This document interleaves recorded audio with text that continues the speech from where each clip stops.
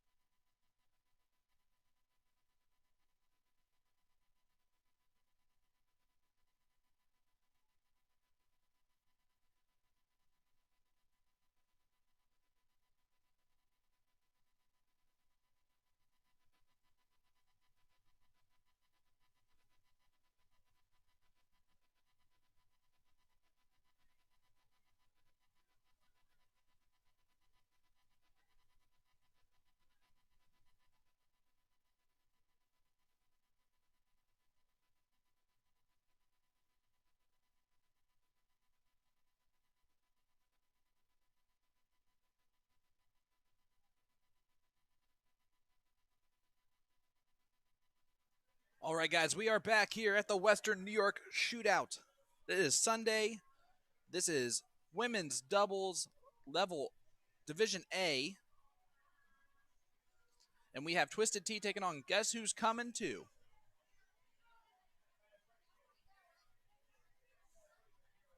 If you missed it, our coverage of the youth tournament was about an hour ago, and we just ended that video and restarted this one. We appreciate you guys joining us. Please make sure to hit that like button, hit that share button. If you want to follow along, obviously do so. We have Erica Mardo and Nicole DeFisher taking on Becky Keene and Christina Bennett. And they've all been on the stream this weekend. Christina is wearing the Red Eye Rhino jersey right there. And Becky right now will start for Twisted Tea.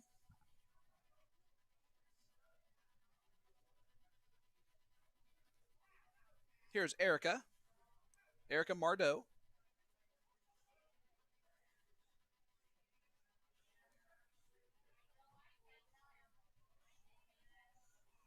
It is kind of funny on Sunday events. It seems that we see less and less jerseys because it's Sunday. Yeah. You know. Sunday fun day. Sunday fun day. Yeah, it's we can just wear comfy clothes because when we're done, we're leaving. This is Nicole DeFisher.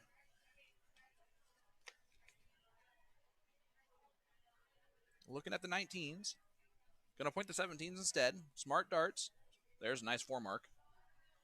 Yeah, these ladies are going to throw well.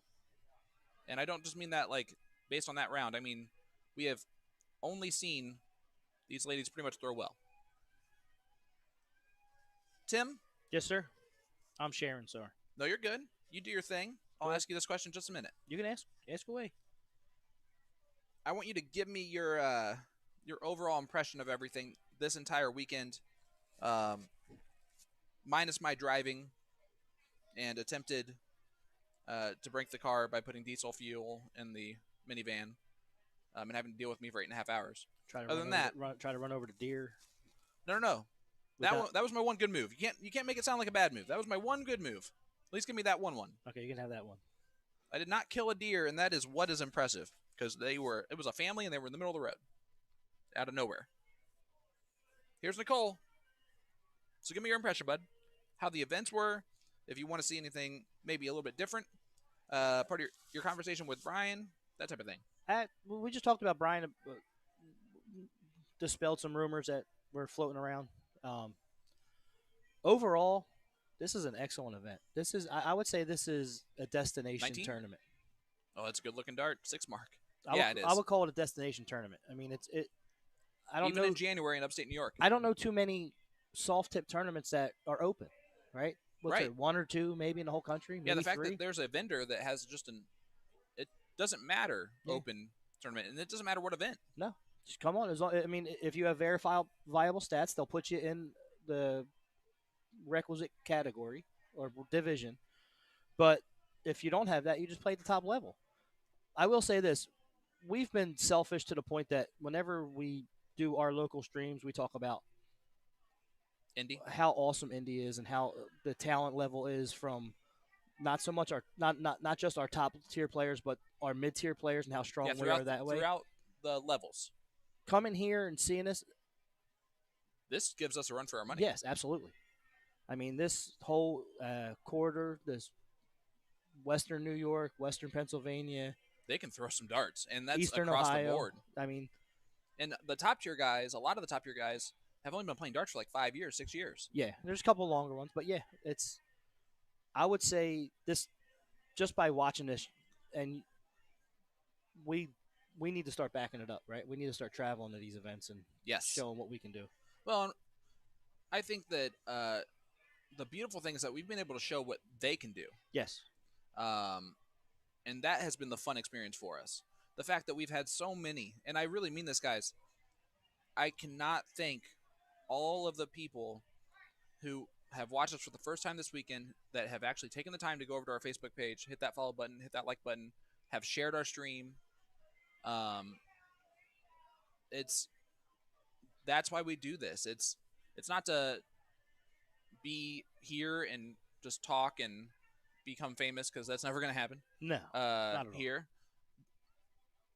doing what we're doing, but it's because these players deserve to be showcased. Nicole DeFisher has one of the best throws I've seen. Yep. I would say her only hiccup this weekend is later on in the night her arm starts to get a little loose, drops it down a little bit, but that was it. That was only in that one trips finals, right? Yeah, exactly. And Becky has a very unconventional throw. She's throwing a 2.8. Yep. And of course, Erica Mardot, 3.25 is really kind of where she lives. Right. And I told you the first interaction with Erica and Nicole and their 4-person team, it was entertaining to say the least. So, and that was their team? That was their 4-man team, yeah, 4-person team. It's hilarious. And none of the ladies have fallen off the stage. It's all been the men. One lady. Oh, well, that was your fault. You set a booby trap and she fell for it. Oh, look, I'm going to blame that on you. Even though there's a giant sign that we put says up there. Caution. To be fair, though, since we did think about that being a possibility, we should have expected it no matter what. Yeah. Yeah, but overall, I mean, the impressions from all the people that we talked to, when I played in the blind draw, and got to like actually interact with a lot of different people, they were all really cool, really nice. I would say even competing against them, the positives far outweigh the negatives. And there's very few negatives. For us, it's the drive. The drive, of course. That's the only major negative we have. Yeah. But everything else, it's all superficial. Yep. The tournament has been ran. We cannot stress this enough. Todd, I think, deserves a ton of credit as the main tournament director for the fact that he loves and needs his events to start on time. Yeah. And if it's 30 minutes late, that is basically the equivalent of 3 hours late to Todd. That's like end of the world to him. Yes, he was not happy when that happened. He was not happy the first event started 1 minute late. That tells you Todd. Yeah. Brian has been the most cordial host. Yeah. That we can ask for. Johnny was the board general. And when we say general, we really mean drill sergeant. Yeah. Johnny was phenomenal. Yeah. I mean, I cannot stress that enough. He would call out people that just weren't at the board that should have been. And if you're looking at this leg, this is a great leg of darts. Did she hit it? She sure did. Hat trick to win the opening leg for Twisted Tea. Becky Keene. A 2.86. And I think both of these teams have kept the same name. Guess who's coming too has been the team name for them? Oh no, that was. Didn't they have like the guess who's coming or look who's coming or something? Probably. And by the way, I spelled it a different way than they had. I know. Yeah. That is not a mistake on my end, in case there's someone who knows what their team name actually is. And if you're looking for them in the bracket, just know that it's spelled a different way. It wasn't. It wasn't spelled. The ladies, properly. I'm telling you, they come up with the greatest nickname or the greatest team names. The ladies' team names this weekend have been teenage boy-like. That's the nicest way I could say. In the best way, yeah. The adult ladies were just boys being boys when they came up with their pretty much team names. All right. Christina Bennett steps up to the line. She's had a very good weekend. Yeah, I've seen her name on in the last few. I'm sure she has a couple belt buckles this weekend at least. She was not happy about the 4 mark that she just threw there, and that should tell you how good Christina is. Yep. Erica is also a phenomenal dart player, and I'm not lying to you. Solid 6. I don't even know how that last one ended up in the 3. I thought that we were going to have a boom goes the dynamite moment, especially if Ryan George was in the chat. Because he loves it so much. Does he? No. Hates it with a passion. And that's okay. All right, here comes Nicole. I like how she laughed and then immediately got to the line and the smile stopped. That's one thing about Nicole. She is focused at the line when she's throwing. Yes. And it was like, if you just watched her face, her demeanor changed in a split second right before she threw. Here's Christina. So far throwing a 4. Now, do we have levels here? There is an A and B. On both? For the women's. The men's, I believe, have A, B, and C. Okay.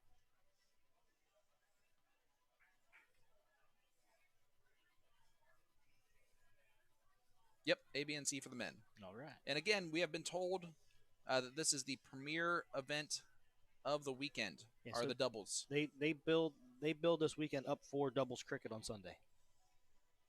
So there you go. And today is Sunday.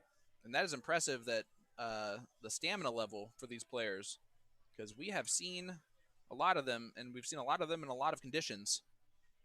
And the fact that they're not just like here today. They're here to win. And they're wearing, they look like they've showered and rested, at least more than me. Speak for yourself. I showered. Well, I definitely showered. No rest, though. No rest for the weary. Rest. That's what I was talking about, the rest.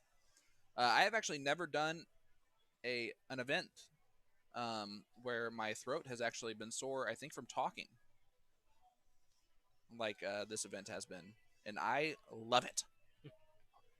This is why I stream 3 different things every week. Builds up my stamina. Yeah. They're battling, man. They're going back and forth. And right now, Becky is the one who is not having a great round, and she shot a 2.84 last time. Yep. So Erica and Nicole need to take advantage of this version of Becky right now. Her throw, very unconventional. Yep. However, she does the same thing every time. Yep. The same kick, same height level. She just has way more opportunities to miss sometimes, depending on what she's doing. Here's Nicole to Fisher. She almost scolded that first dart. Yeah. She looked at it sideways, which is a different demeanor than I would have been. I would have been like, yep, ideal. That's about right. Here is Christina Bennett. Loading up on the 17. Yep. Perhaps? See if they can get a lot of points here. And, there's 3. Well, that'll help. She might move the 19s on the second dart. She'll stay on the 17s now, I believe. And she hits another triple. She hits a 6 mark. 4.5 in this leg. Will Stewart, we're doing great. Will. If you just got on, you missed an excellent youth event. Dude. Earlier. Yeah, we had a youth tournament, and 6-year-old Marcus Shanabro 2 massive outshots. Took 50 out without blinking, hitting a 17 on the first dart. 17, triple 11, 2 darts. Bam. And we're talking blink of an eye and you would have missed it. Her partner was Natalia. His partner was down in Italia. Yes, his partner was Natalia Cooley, and they threw phenomenal. Will, you've had yourself quite the weekend. How are you awake? And how are you doing this weekend? How's Vegas treating you? Did you talk to him about his magic super fast dart going to the board? No, I have not. Oh, okay. Here is Christina. Everything's looked real good, buddy. I heard through the grapevine you had quite a good player in the chat of your stream yesterday for quite a while. And by Here's a bully. Quite a good player, I mean, bully? if you know the finals of the William Moore World Art Championship, he was one of the players. He's a bully boy. Yes, it was. The Michael Smith. Were you able to get an interview with him? I said they were going to try to get him on the stream, right? I don't think that was what he meant by that. I think like later on. Oh, okay. They do a lot of content on the side, which is always phenomenal. Yep. Becky with a 2 mark there, and her 1-3-3 is not equivalent to how Becky has thrown so far in this match. The first leg she shot a 2-8-4 and won it for her team, and right now, that's a great first start from Nicole. And she's wondering what the heck just happened on the second dart. Flabbergasted. Her throw is extremely good. Her release point seems to be different. Right, and sometimes she doesn't follow through all the way. Whereas at the reverse of that, Christina, the release point is pretty much the same, and she follows through every single dart. Yep. He said, tire this morning, that's for sure. Yes, slightly delay on our board cam currently.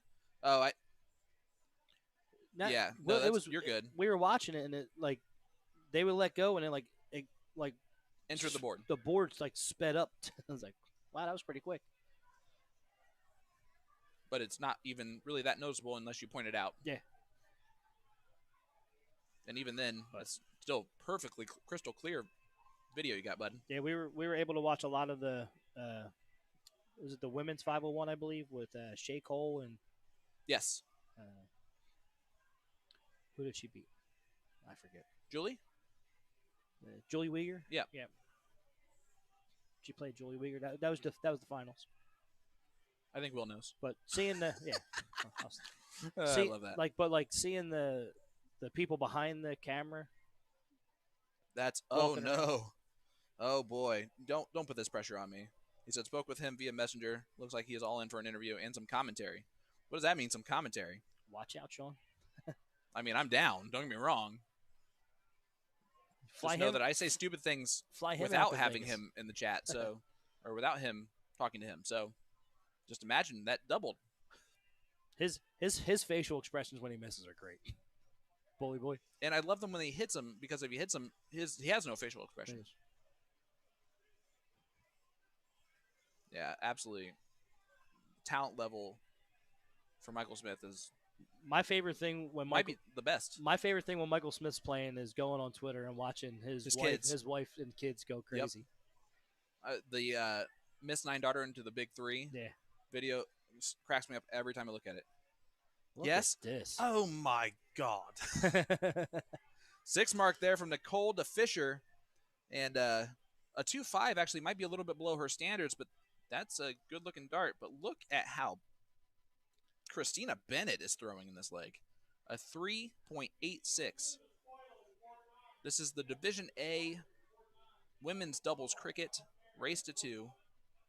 It is 1-0 Twisted Tea, which is the team of Christina Bennett, who just threw, and Becky Keene in the pink shirt, having herself a little bit of an off leg, but her partner is not. And then you have the consistent 2.5 averages from Erica Mardot and Nicole Fisher, who need to win this leg to stay in this one. And this is the winner side, though. Oh, she went for the close there behind. She sure did. Behind. Well, I mean, I see it. I see the reason for it. 24-point lead is a pretty good reason. Here's Nicole. She's just going straight to points, not even thinking about well, it. that point helped tremendously. That's an extra Yep. bowl. And with the way Christina's throwing. Yeah, I'm really interested to see what Christina does here. If she goes bowls first. She did go bowls first, and I like that move. Is she going to stab at the 15th now? Nope. Just a little bit low. A lot of dart players will find themselves drawn to a different segment in that case because they're thinking about the double 15 at some point. Ed Baker's calling this already for the Guess Who's Coming too. It's going the distance. This is a battle. All right. Well, those were 2 slack rounds in a row. And we know Becky can throw some great darts. There's one bowl. She only gets 1. Like I said, just struggling a little bit in this leg. And Nicole and Erica have been very consistent. Nicole's throw, I'm telling you still. This straight in line.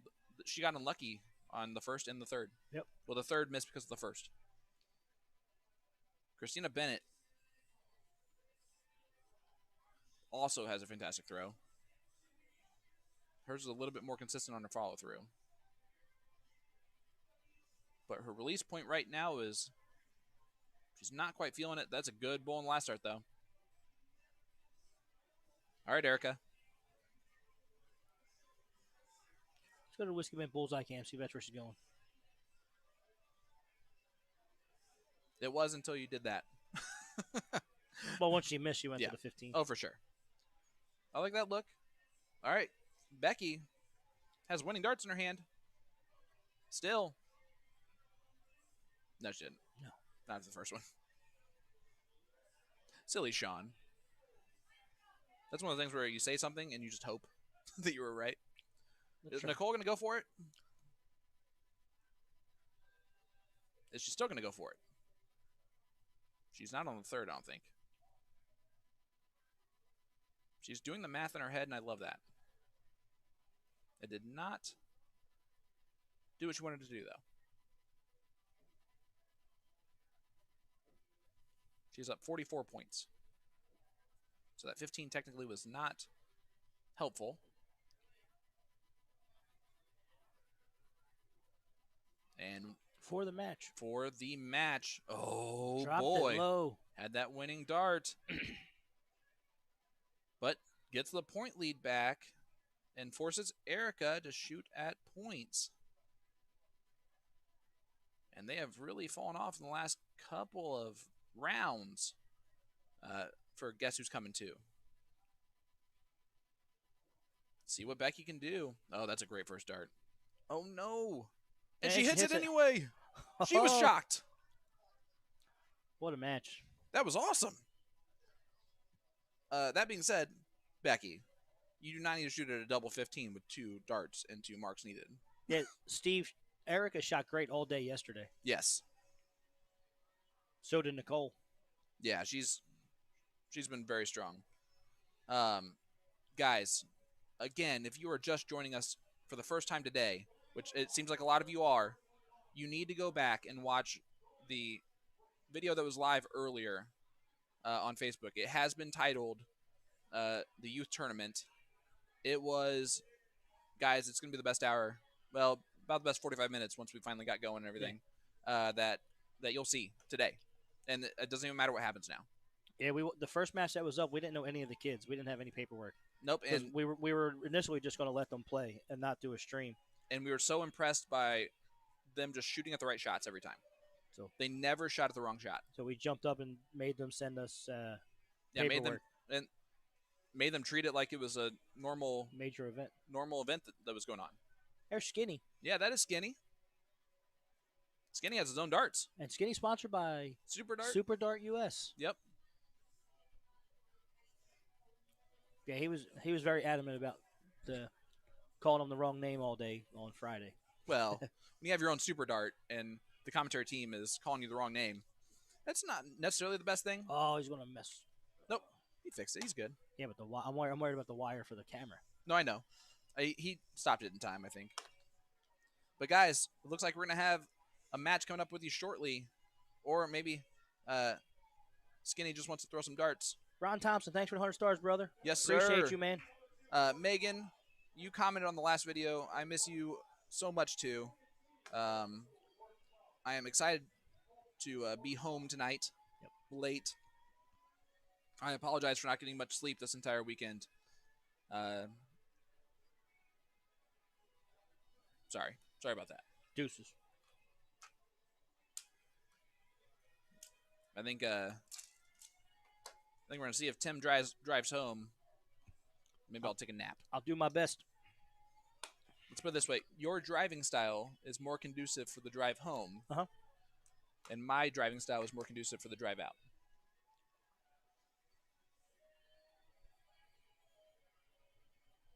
Yes, I learned something new about Tim. He is not one to try and beat the ETA time. He'll just go the speed limit, which is interesting.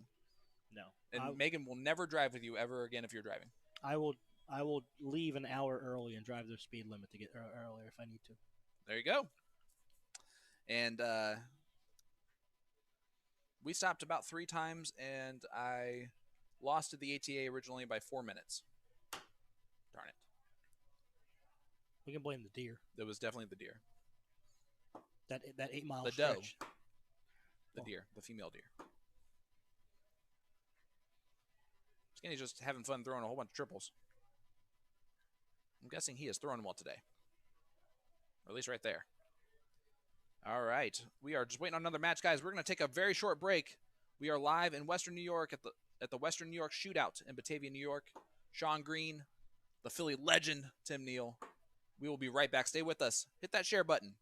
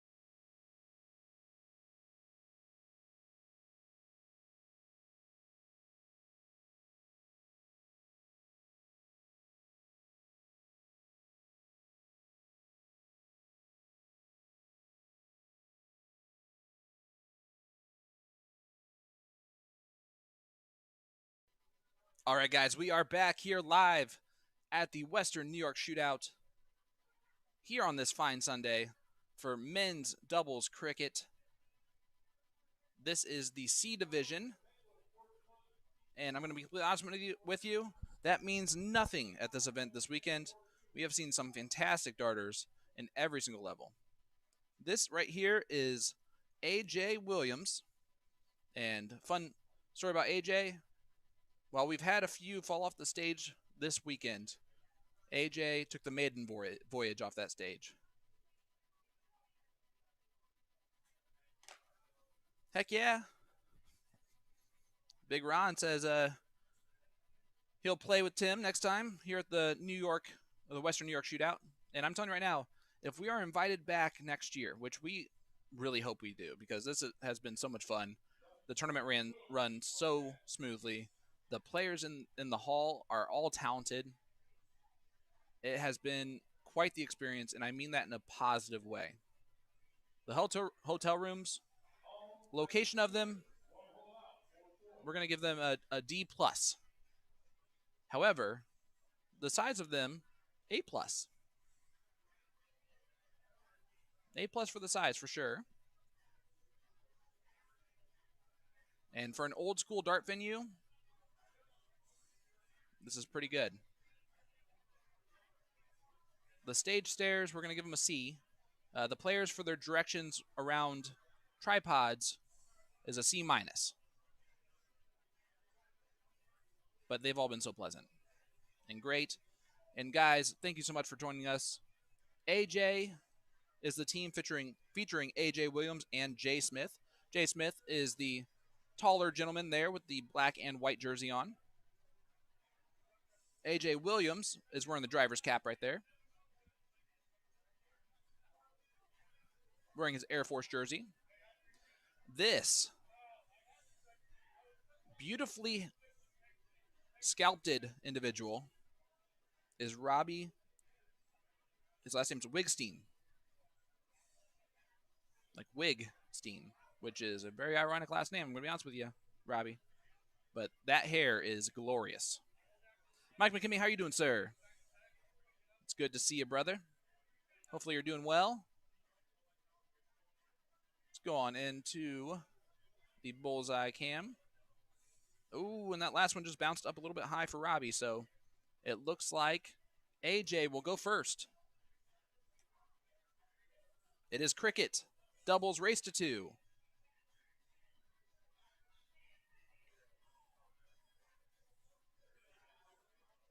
I am Sean Green from To The Point Streaming. The Philly legend, Mr. Tim Neal, is doing some side work real quick, and he'll be back over when he can. This is AJ Williams. Again, he took the maiden voyage off the stage when it wasn't on purpose. But he has learned his lesson. This is Taylor Spohr.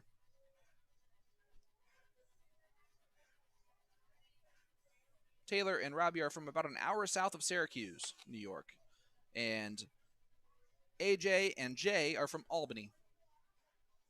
And this is our first look at Jay Smith.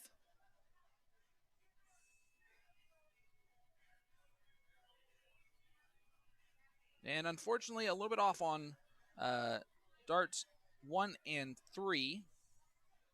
Here is Robbie. I don't think we have to say or even like attempt to beat around the bush. Best hair in the dart hall, and there's really no comparison. It's not close. AJ is closing, and he might have gone to the 18s and drug it over. That would have been a shot that made more sense. So I'm going to assume that that's what happened. Great first start there from Taylor. He closes the 17s too. We look over the 19s and a 6 mark. This is the C division. I like to point that out, as one team has a 4 and a 3.5.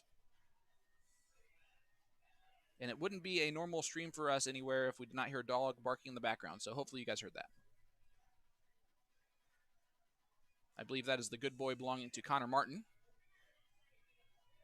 who today is wearing his custom The Dutch Dragon jersey, which is Jules Van Doggen's signature jersey. Only Connor says the baby dragon on it, which is hilarious. All right, AJ. First start was almost perfect, but it's almost too perfect because it sits just above that 19 wire. And in soft tip, it's really hard to get around that dart. Here's Taylor. Going to try and close 19s first and then go over 16s. Ideally. There goes the 19s.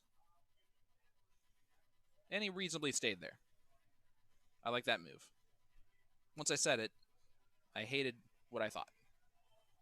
Here comes Jay. Jay Smith.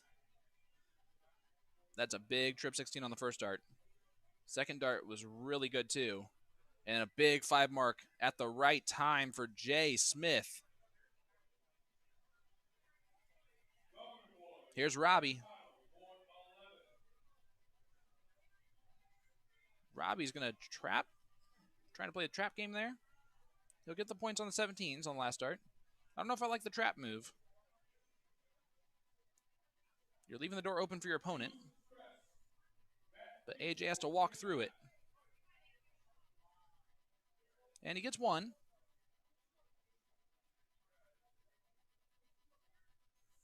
Taylor's been throwing phenomenal in this leg, a 2.67 overall.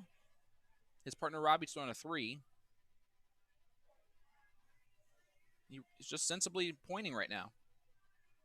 The last start was at the double 16, and I am a firm believer that you do not shoot at doubles in cricket unless it is a game-winning shot or there's some other reason other than that you need 2 marks to close it.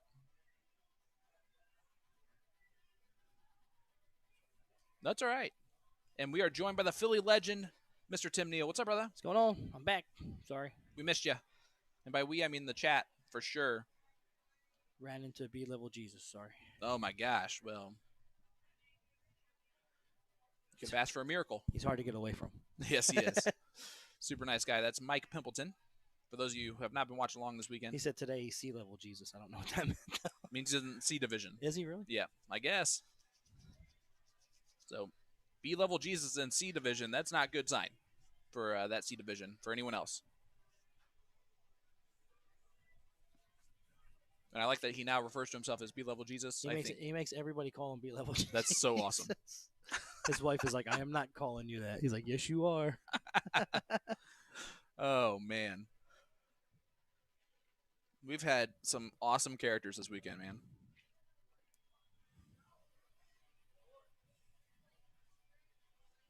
Those are some big darts there from Jay Smith with a 5 mark. He's throwing a 1. There is a lot of people wearing that upcycle Mojo jersey today. That must be the Sunday jersey choice for a lot of people. Robbie does point on the second dart. Let's see if he goes back to the 16s. He does not, which that's reasonable because 16s were closed. And I'm sleepy. And that is the type of commentary that you're going to get from me now. AJ with 2 marks. Regains that point lead. With his signature Jeff hat. He's throwing the driver's cap. It's a Jeff cap. Okay. Tell Tim Sean what I said, please. I have no idea what kind of English that is. Ron? It's Ron. Is that Ron? That's big Ron. Ronglish? That's Ronglish. Hey, Tim, if you guys do this again next time, me and you could play. I'll shoot and with you if you want. And it's really interesting that he just said you. Although I guess I understand it. Me shooting in tournaments outside of Indianapolis has nothing to do with me and everything to do with my lovely wife, Janice. And now your 2 best pals, Jason and Sean, as you have found out this weekend how hard it is to get away for an event when there's 2 people running the stream. But it's doable, and you should, because you let me do it on Friday night with the blind draw. Now you needed it. I didn't even bring darts this weekend. No, but you regretted that often. My darts got more use from you than I think they did from me. I threw half a match with him. Exactly. Taylor No, struggling but a little bit at the end. Ron, I'd shoot with you anytime, brother. Here is Jay Smith, who has thrown great darts at the right time Did you periodically throughout this. Jay Smith is typically a righty. Recently had shoulder surgery, so his shooting lefty is super impressive. Yep. Yes, it is. That is that's insane. I know exactly how that feels. When I had my shoulder surgery, I threw right-handed for a little while just to stay sane. He is playing in a tournament that way, though. Yeah. Did you do that? No. That's impressive. Oh wait, no, I did. I take that back. I played in a CDC qualifier right-handed at the American Legion on 30th and I'm gonna Guyan guess Road. you did not win that. I won one leg. I was impressed that I won one leg. I completely forgot about that. Ron doesn't want to take me away from the commentary booth. What does that say about you? Hey, I'm the worst commentator of the team. No, I don't know about that. Crumbs is half bad. Yeah, he starts talking at the most inopportune times. Yes. Yes, he does. And it's usually just yelling at us. Yeah. Well, it's really yelling outside. Yeah, the cat or RC car. All right. Robbie gets that closed, and that will give them the opportunity to point, and Tim the opportunity to mess up, to throw up the Whiskey Mint Barn Girl bullseye cam for no reason. Oh, he had the point lead. I thought he might just throw the bull. Let's see what AJ does here. He is going to go bulls. And see if he takes out a number on the third dart. He did, but not on purpose. But that is a huge dart of a fallout. Whiskey Bent bullseye cam in effect. There's one. Taylor's been very consistent. There's two. And not so three. Just a little bit high on the third one. But that puts a ton of pressure on right-handed throwing left-hand. Oh, my gosh. He is throwing really good, and that's not the hand that he throws with. Like, that's more than impressive. Yep, throwing a 2-5-6 opposite hand. Do you really think they're going to hit 17s here? No. I meant to push the main board. My bad, Holmes. It's all good. I just thought you knew something we didn't know. Kalen says he's been practicing for a long time now with that. So why hasn't he gone back right-handed then? I'm guessing the surgery he still can't. I think that he practiced beforehand, before having the surgery, left-handed, so that he could throw pretty well and have the surgery. There's the match. And there is the leg. That was just leg one. The leg, sorry. Dart guys, take that one down. It's 1-0, Dart guys. Race to 2. And we are all cricket all day, right? Yep, all cricket all day. We are going to be here through the conclusion of the doubles cricket men's and women's events. We will not be here for the mixed doubles, unfortunately. But we unfortunately will not be here for the mixed doubles. And I'm just repeating what Tim says now. Which, God help us if that keeps happening. Yes. Because that'll be awful for all of us. For me just to repeat. We got AJ and J fans in the house. I'm going to guess they are either here or in Albany. Although that's a weird assumption. They could literally be anywhere. Here's Jay Smith. The right-handed, throwing left-handed because of shoulder surgery, and throwing a 2. Which is how I throw right-handed. Normally. And I am right-handed. Here's Robbie Wigston. Team Albany. With the Let's go best hair AJ and J. Best hair in the dart bar, or in the whole entire dart hall. Dart hall. Even better, some of the women. Yes. Okay. Have you seen that hair? That is majestic back there. AJ having himself around here. Very consistent 3 mark there. I think AJ will be kicking himself for his performance in the last leg, and he is doing his best so far to pick that up. That was a nice trip for single for Taylor. He had 2 marks on it. You closed first dart. I like that move. He's throwing very well. Yes, he is. Nice and consistent, smooth. It's been really nice to see there. All right, Jay. He went double 17 on the second dart. I don't know if that really what he was trying to hit was double 19, but I'm not sure. If so, that would not have made sense to me. No. But that's okay. He's just outside. Yeah, he's throwing well. Like, you can tell his throw is good. Robbie has a good throw. He's just Might be about time to put that hair up in a man bun and let's go. Always getting a kiss. Getting a good luck kiss in the back. Listen, you don't mess with the hair. You let that hair flow.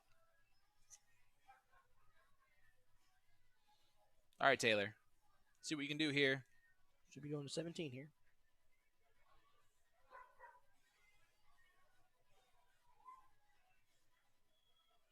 And only a 1 mark there.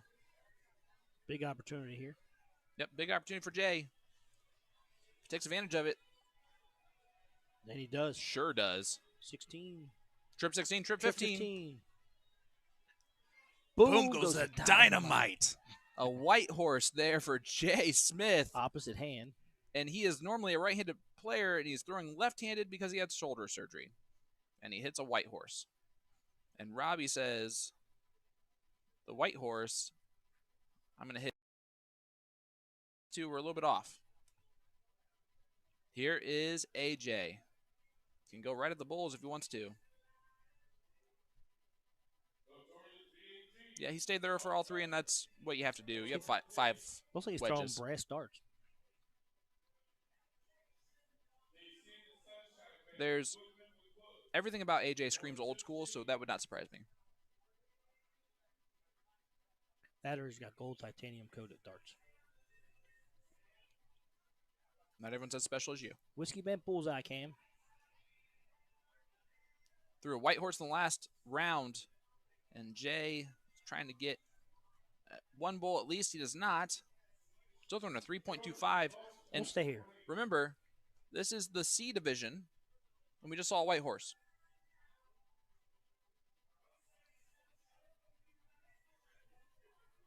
Robbie just a little bit of adrenaline flowing. He might be releasing the dart a little early.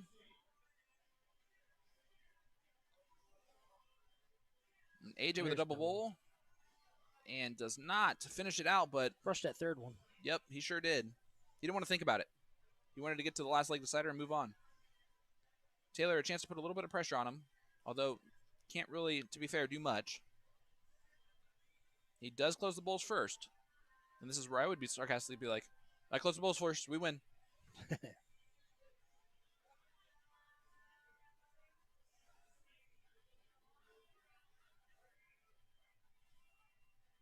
Jay pulled that one down a little bit. Just, I mean, right there on the first one. See what Robbie can do. It's a good start. He's right on it. Yep, this has been his most consistent grouping in a while. He gets 2 bulls there. AJ for the leg. Yep. AJ still a pretty good opportunity to win this leg. Just needs 1 bull. And he gets it on dart 3. And we have a last leg decider. AJ and Dart guys. So we're going to go to the diddle. The winner of the diddle will go first in this last leg. It will be cricket. So let's zoom in on the whiskey bent bullseye cam.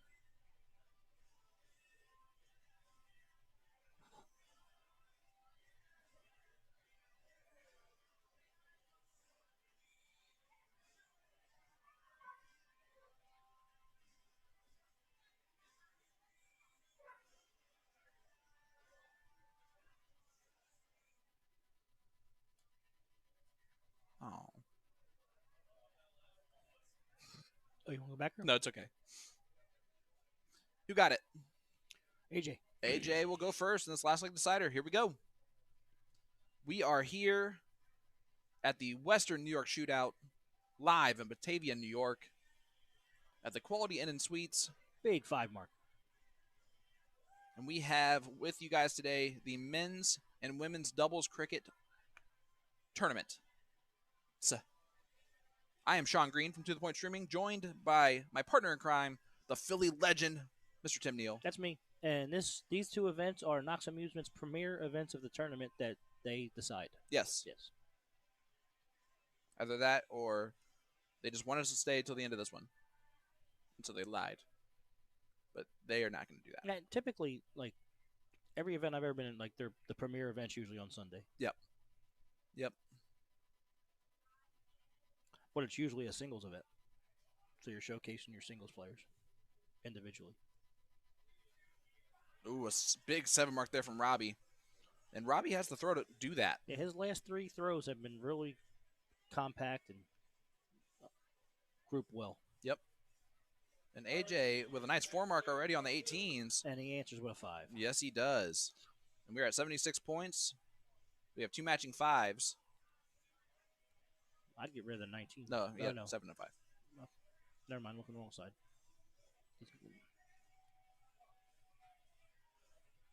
He dragged the last one low, but he's going to stay there and hits Good a recovery. triple.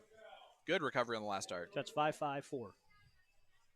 Doubles his lead from 76 to 152. And Jay has been so impressive. He should get rid of 19 here. He did not. Let's see if it comes back to bite him. But if I'm Robbie, I shoot at the 18s. Yes. And he's right on it. And if you're Robbie, you hit it. Now If go you're 19. me, not. No, he picks the trip. And he closes it, which is a smart dart when you hit it. The kids would have gone back to the 19s in that round. Get rid of 19. Or hit a trip 17 on the last start. Touche. You know, everyone's hitting a trip on the last start, so Whenever just I say- stay there. Yeah. Taylor, no matter what you want, whatever you want to hit, just throw it now, and you'll get it on dart 3.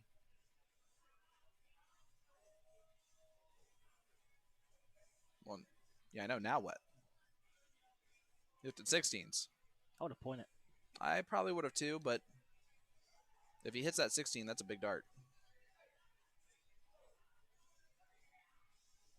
Get rid of Especially 19. with how well Jay and Big 7 mark. on the AJ have 16s. thrown on the 16s and 15s today.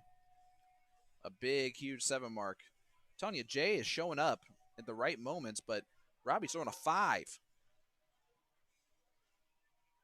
He's going to look at the 16, I think. I thought wrong. I thought I saw his eyes move over. They did not. Get rid Fun of fact. the 19. Tim's going to keep saying There it it until is. you do it, and AJ heard him.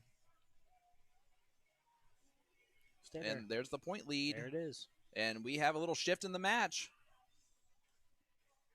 AJ, for the first time in a while, now are the favorites to win this leg And the match. and the match. There's a nice trip on the second dart. Get another one. I liked his rhythm there. He gets 4 of them. So 3 points down. Is interesting to see what Jay's going to do.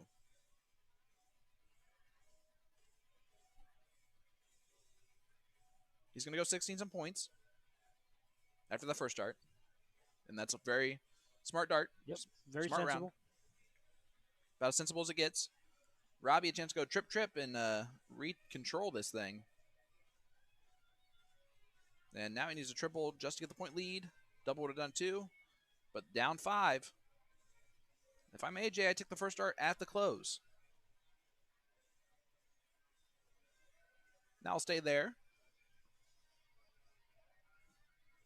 And he does close the 15s and gives a little fist bump for it. He's focused. He's throwing a 3-8. Yes. His partner's throwing a 3-2-5, and the opponents are throwing 3-8-2 and 3-5-0. This is C division So of the men's cricket. double, double, triple wins it. This is legitimately the lowest level of the men's this weekend, and they're throwing all above a 3. That is insanity. Yep. The Whiskey Bent Bullseye came. Oh, we go 16. Didn't even try for the win. Goes right to points. I like it. Take darts out of your opponent's hand. Smart. Smart dots.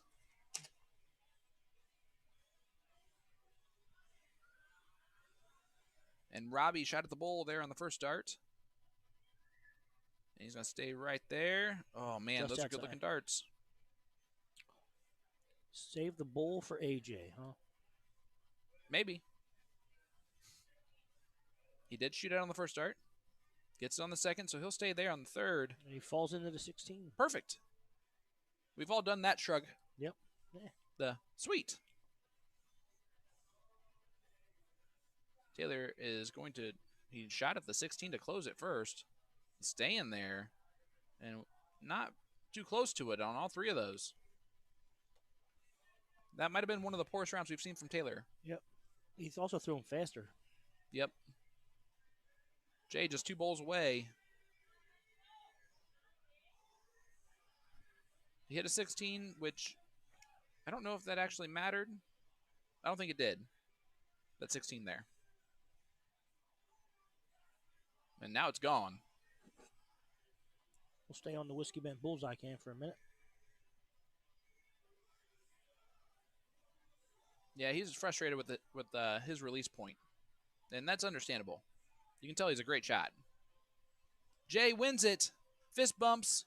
Stayed on stage the whole time. AJ won it, right? Yep. And AJ, featuring the team of AJ Williams, who just took that out, and Jay Smith, shooting left-handed as a righty. Yep. And wow. Oh, do we need to check out? I don't think so.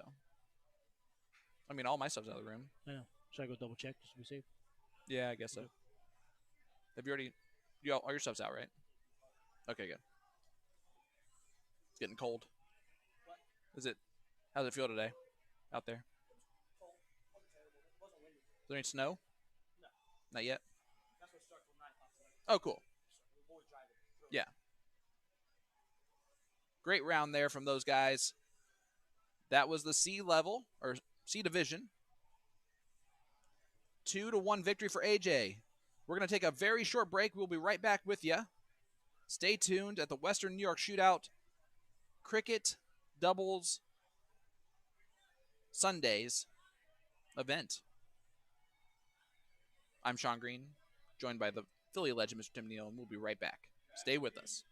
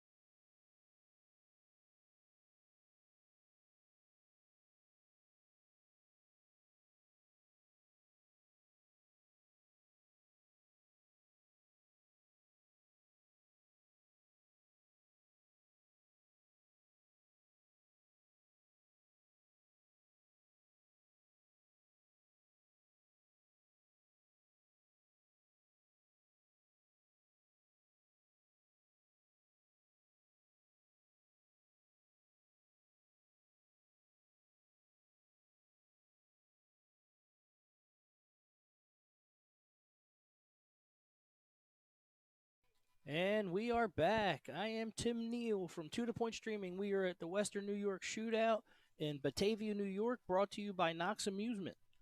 This is a men's doubles cricket B side, and this is a loser side event also.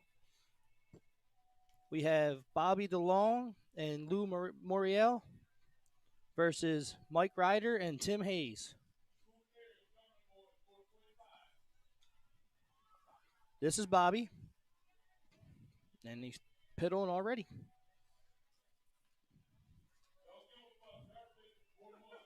This is Mike, I believe. And he's just outside, so Bobby DeLong and Lou Moriel.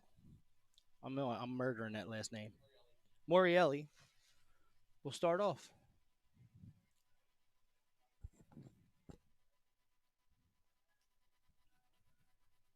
I believe we've seen everyone except maybe Mike.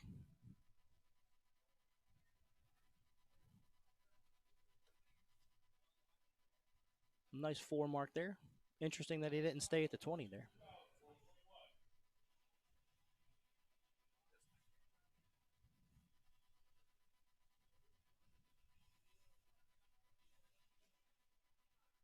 And this is Mike here. Only a 2 mark.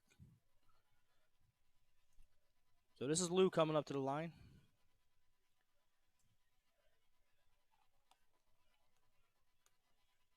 Slips into the 17. Goes back up to the 20 to get points. This is Tim Hayes, a.k.a. Smedium. His friends were going in on him yesterday about his height. Please like, share, subscribe. Let people know we're live here today. This is Bobby coming up. Has a big opportunity to close out that 19 and move on. And he does his first start. Closes 17 as well. And a single 18. That's a huge 6 mark. That puts them in control of this leg. Mike's really going to need to pick up his darts here. A little frustrated with that second dart. And he really drops the third. So Lou looking pretty comfortable here. He should close the 18 and move along. Oh, he pulls his first dart.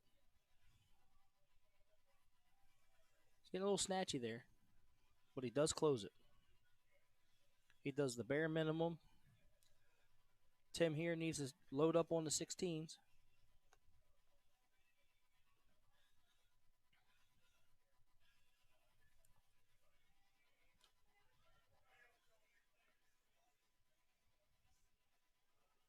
All right, so Bobby's looking pretty comfortable here.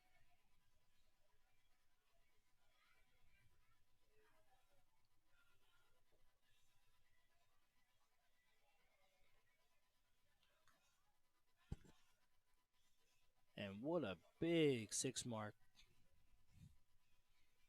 Let's go to the Whiskey Bent Bullseye cam because I'm sure that's where they'll be shooting all day. The rest of this leg, anyway.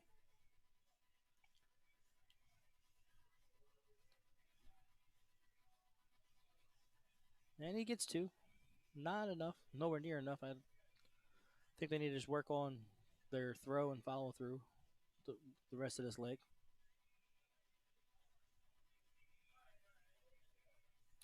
Lou only hits a single. So let's see if Tim can load up on the Bulls here.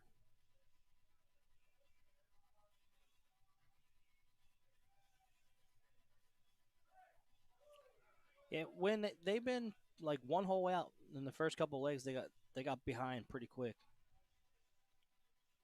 Tim does close it and get 25 points though. This is Bobby finishing it off, just outside. And he closes out. So that's the first leg. Goes to Bobby and Lou.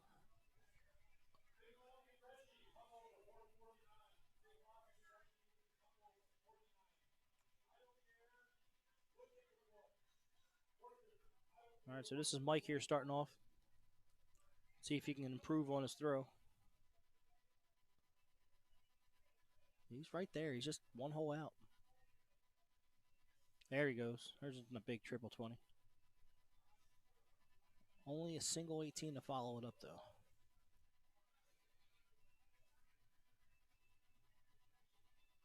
Bob should start at the 19, but we'll see.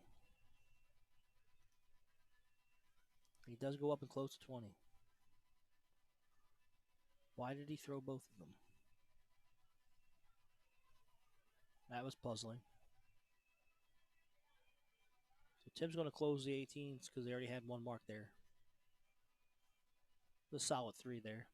And this is a B-side doubles cricket event, and they are on the loser side.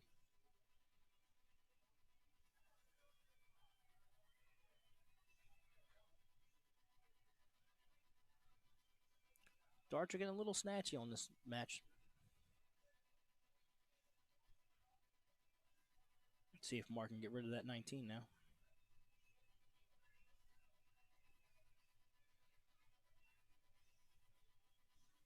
And he does with the first dart. Does he go back to point or go to 17? He tries a 17. Oh, he's second guess. You can see his eyeballs. He's second guessing himself. He was fighting. He didn't know which way to go. So Bobby needs a ton of 17s right here.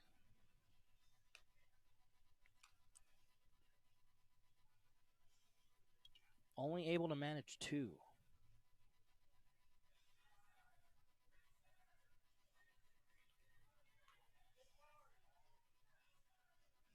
Back up to the 18.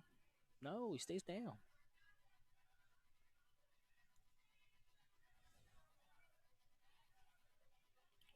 See how many 17s Luke can hit today, or this leg. There's 4. And a huge 7 mark there. That puts a ton of pressure on Mark here.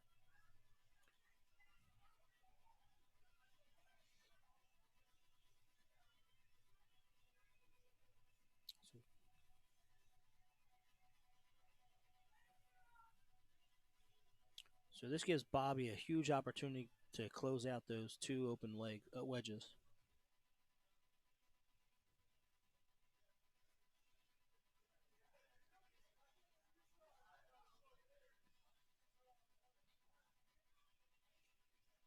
He closes the 19. Only 1 mark on the 18 though. Tim's going to need to load up on these 18s here. That's 1. Only 2. Still down in points. So now Lou has an opportunity to close out that 18 and get some points on the 17. Yeah, when it seems like they've been like, since this match started, that's the way they've been. So Lou does close 17. I mean 18. I apologize. See Mark if he can get the points on some 16s. He's a little low. There he goes. He corrected himself. Big 4 mark there. Still down in points though.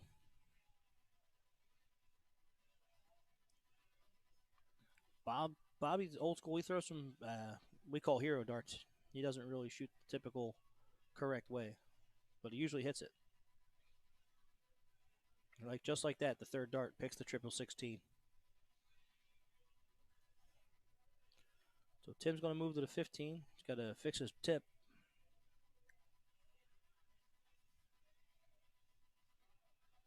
There's 115. Only 1. That's unfortunate. He's 1 hole out. Him and Mike have been 1 hole out.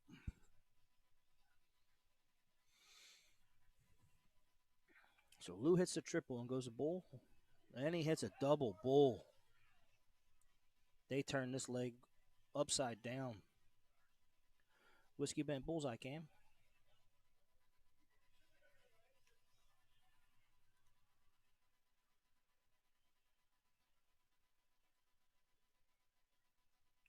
Only 2. So Bobby only needs 1 to win this leg, to win this match.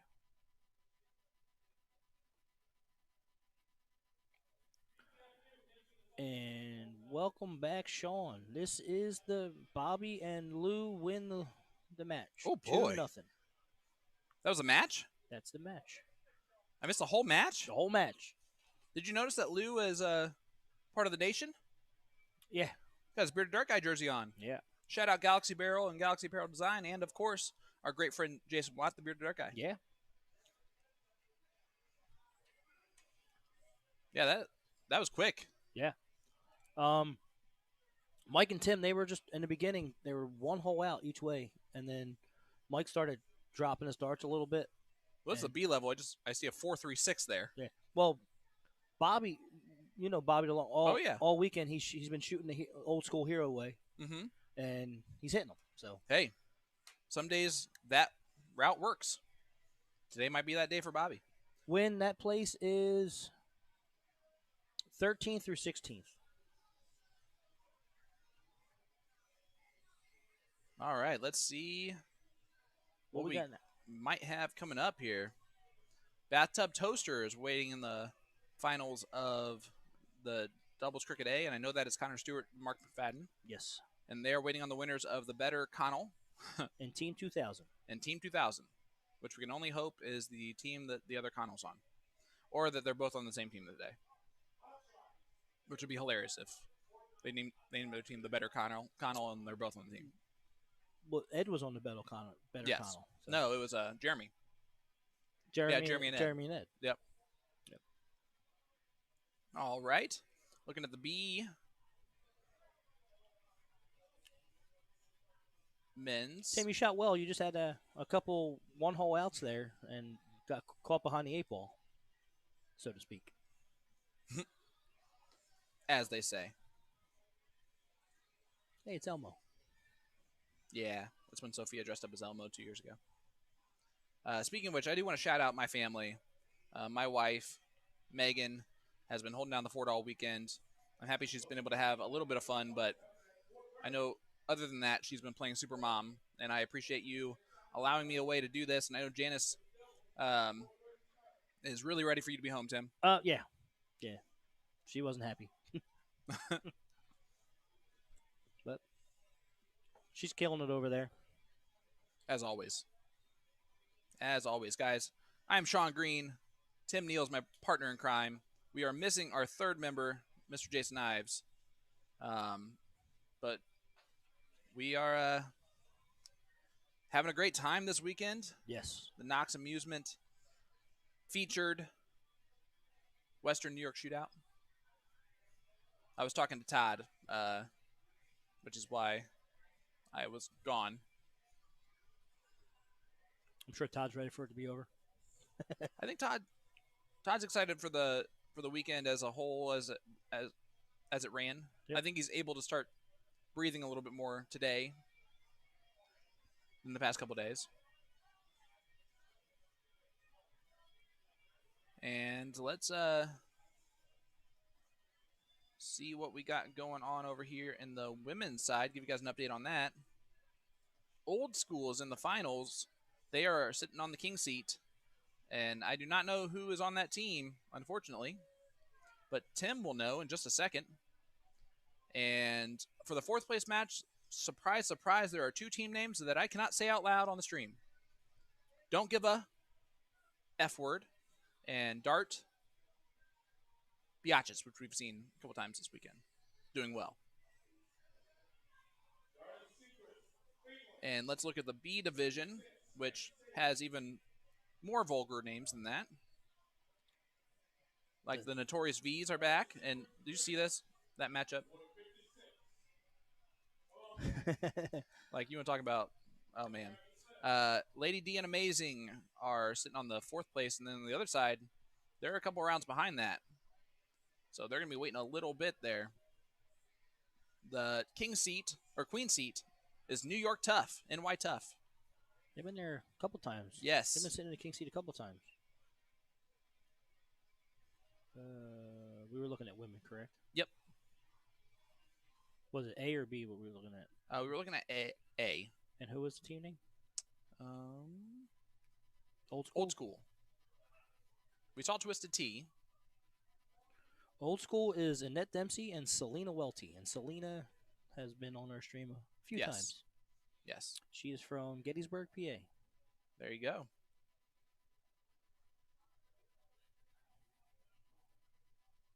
And we are just waiting on another match, guys. Stay with us. We'll have one pretty shortly, I'm sure. They have been pretty good about that. It looks like we already have one up on the, listed there. And that will be Darty Secrets and Penguins, which is a 9th through 12th place match on the loser side of the Cricket A division. And here he comes. Actually, No, we don't pay much attention to it at all. Only if we're on the dartboard. If we're on the brackets and stuff, we can't see. But if you do see walk by the gentleman in red who looks tall, he is 6'8", so he is tall. Joe Dolan Jr. and Matthew Klein versus Brian McConnell and Steven Sirachman.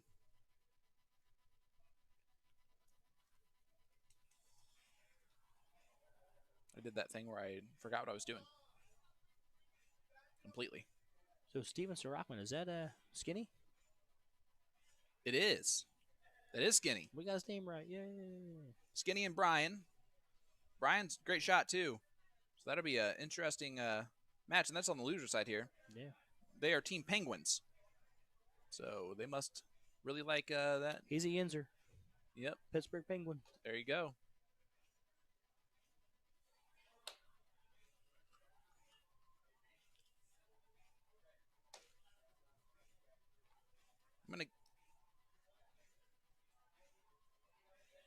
That must be Matthew Klein.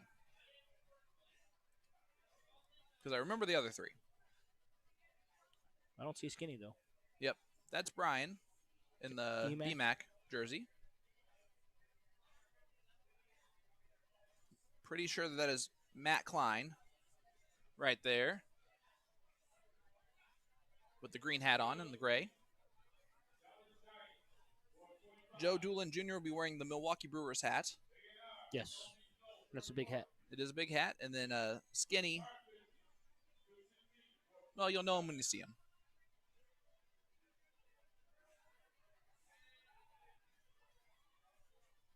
And I got excited because they were all there, and now they're not. It's a race to 2. Cricket is what they're playing. Doubles Cricket A division. And we are at the Western New York Shootout, live in Batavia, New York.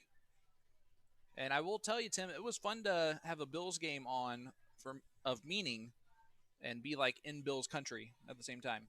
Some players weren't happy about it. No, they weren't. But I think a majority of them were. And sometimes you like to give the majority what they want. I heard people talking about how happy they were when they were scoring all those unnecessary touchdowns on the Patriots. I think everyone was happy about that. Payback. And I think even the Patriots fans were just like, yeah, I get it. This is Skinny. Yes. And he's got the Pittsburgh Penguins sweatshirt on. There you go. And his name is not ironic.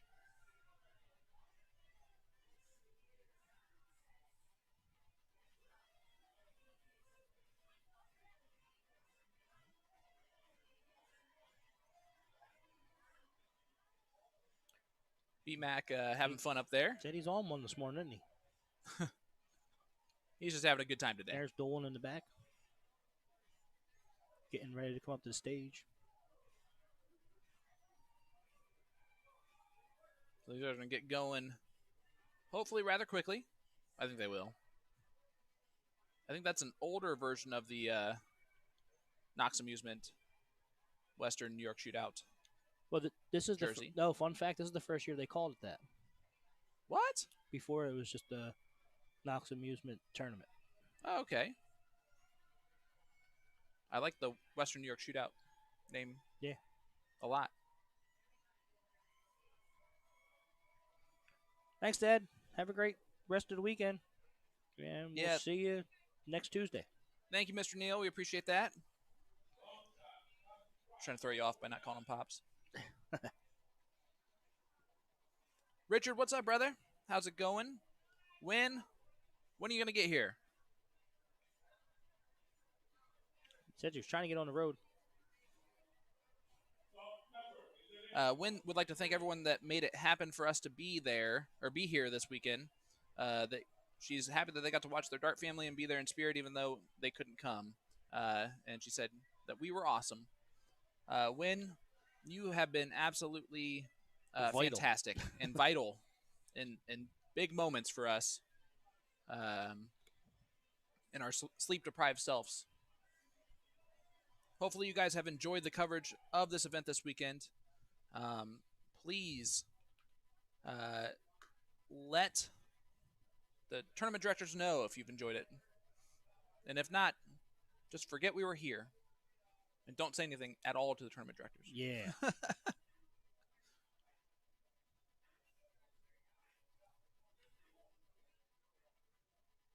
Uh-oh. Matthew might be tall enough to block it. To put something put his head in front of the camera there. Let's see. I mean, not right now. He's not angled properly. I mean, if Ed didn't do it, you would think.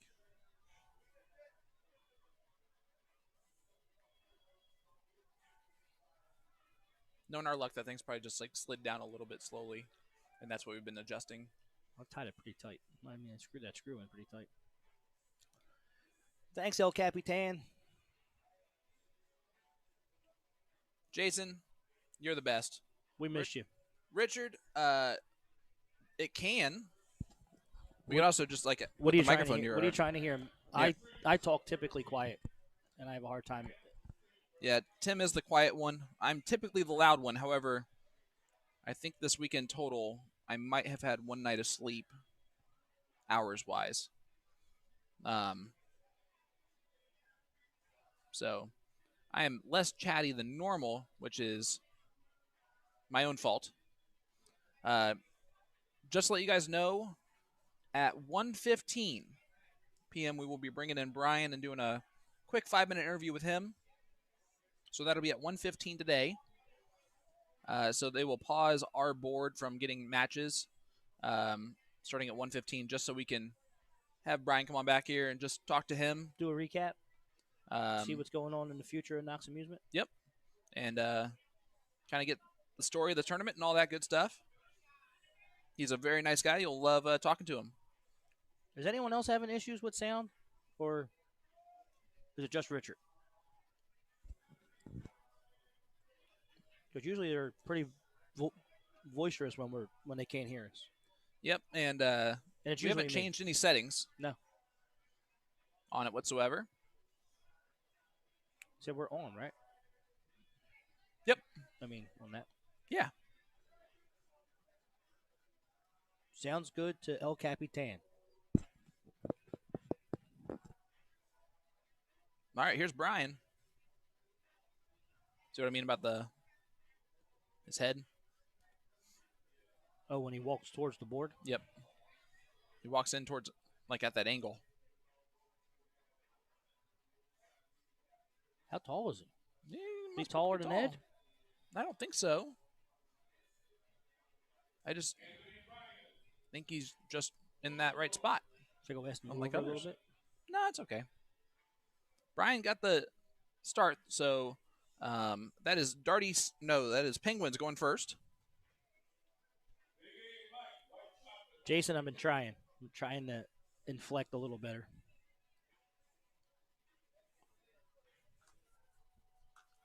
Wynn says, we're quiet on her computer and phone, but that is her speaker's fault. When she puts us on the TV, we sound fine. So that's good. Yeah, just put us on the big screen. Yeah, this is Skinny right here.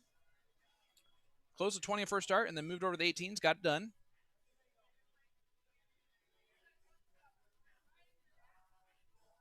Sponsored by Super Dart. Has his own barrels. This is Joe Doolin Jr. Oh, that's an interesting move there on the second dart. Some might call questionable from to try and take out the 18 with 0 points. Shaky. Well, I mean, the first dart was so good. Just stay there. Yep. And Brian is following. This is an interesting start to this game. This is a friendly match. This is a very different than a top-level match that I have seen before. And there goes the 18s, followed as well. And the 17s. Is he going to stay there? He does stay stay there, there. and boom goes a dynamite. Matthew Klein, the 9 mark, getting it done. Jason, you have questions for Brian? We have questions for Brian. But, Jason, we'd love to hear your questions for Brian. Sarcasm. Speaking of which, do you have questions for Brian? Or were you just lying? No. In your Tim way, meaning like they're off the top of your head? Off the top of the dome.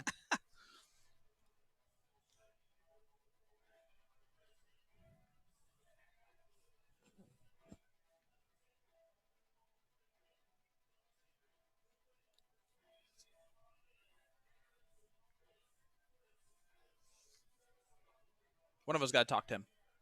I'm focused on something. I'll be right back, guys.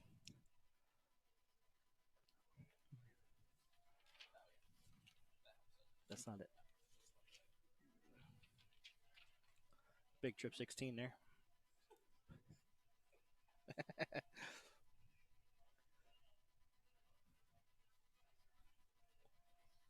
All right, this is Skinny now. Steven Sirachman. Closing the 15s. That's interesting. No, it's not. Oh, he's mad. This is Joe. All right, guys, I'm sorry. I can't let you guys deal with that. Yeah, you can't do it. I'm horrible. That was dude. pretty bad. Told you I'm horrible. You're not usually. I think you did that on purpose so that I would come back. Yeah.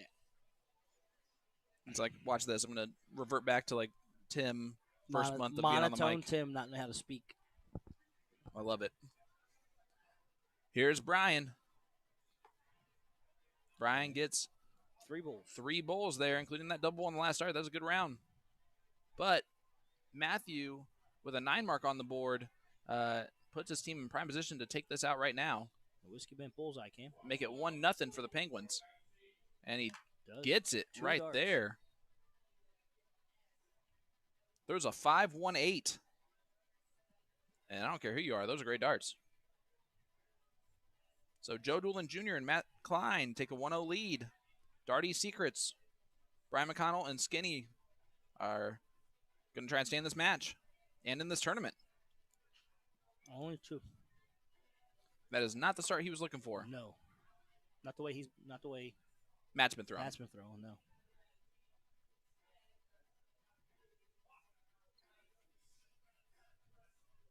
And he takes care of the 20s with a little extra 20 on there. If you're Skinny, 19's first. After you close to 20. And he goes 18s instead, which he did that last time. Yeah. And I like that move. It's a more simple move. It's a slight transition. Yep.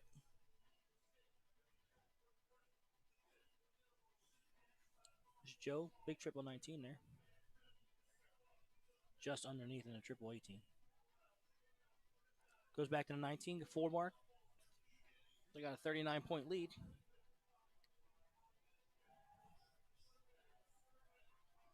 I think they're talking strategy over there. Or he's doing some equipment repairs. Or they're just having fun up there.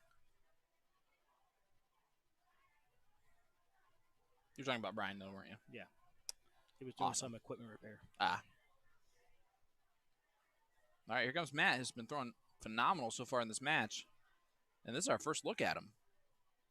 Yeah, all weekend. We haven't seen him all weekend. Nope. 19? No, 17. I'm okay with that last start. Got 4 out of it, which really was 3, but no, it was 4. I'm going to stop talking. Skinny steps up and try and point a lot on the 17s. No. Just kidding. Throws the hero dart, closes out the 19 without the point lead. Yep. So still down 22 points. And Joe took care of the 17s. Yep. Joe's shooting well this morning. Yeah, he's doing nice and smooth. I think this is the real Joe. I think yesterday's Joe that we saw on the stream, that one match was not the real Joe. Yeah. There's Brian doing Brian things now. And he throws in a 7 mark nicely. Sped up a little bit. Yep, it helped. All right, so now Matt has to hit a lot of 16s. That is a great start. Oh, what a really unlucky second dart. I thought he might have went over and took away the 15. Yeah, I think either way, I think it's fine because now you have the shot too, and you're only down 4-3 when you do. So it's about as close as it gets in the match. Winning darts here. Not anymore. Nope. Joe might close the 15s here and get rid of He him. should. Yep, 4-3. Brian gets to go first on Let's him, go though. to the Whiskey Bend Bullseye Cam. The Whiskey Bent Bar and Grill Bullseye Cam.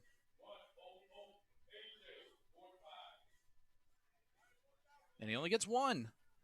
Matt, more than capable, to say the least, of hitting 4 right here, right now. Yep.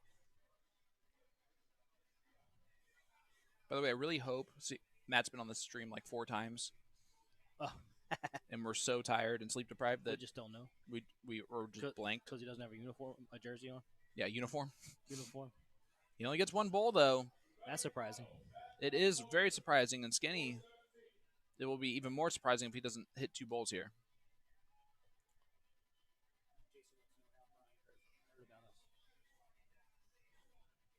Okay. He only gets 1, too. I'm surprised. You surprised? I'm surprised. Shocked. So, Joe, a chance to win this right here. Just needs 3. Oh, that's an unlucky miss. He knew as soon as he threw that second dart that was not good. Then he gets the double bowl on the third one. And, so mad. Yep, that's the worst one to get the double on.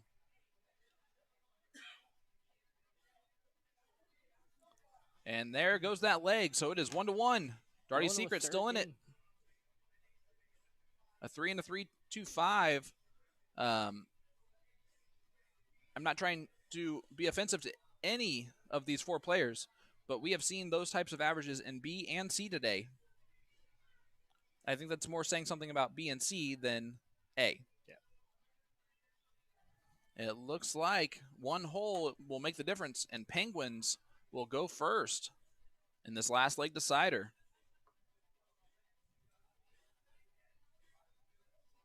No, we decided never to say that, Jason.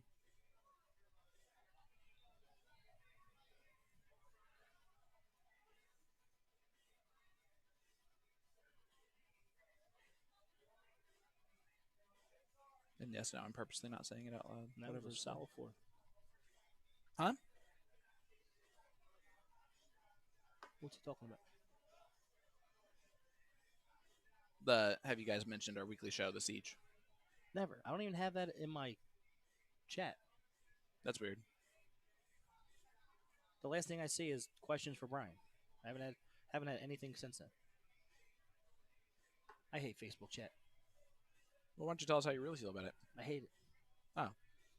I didn't gather that based on your earlier comments.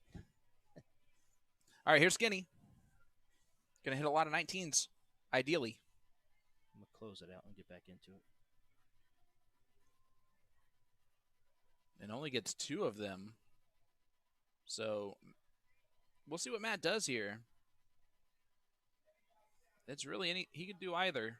My answer to Jason Eyes is if you were listening to the stream all weekend, you would know. It's been a few times that we've mentioned it. Even sarcastically when he asked us the first time. Yep.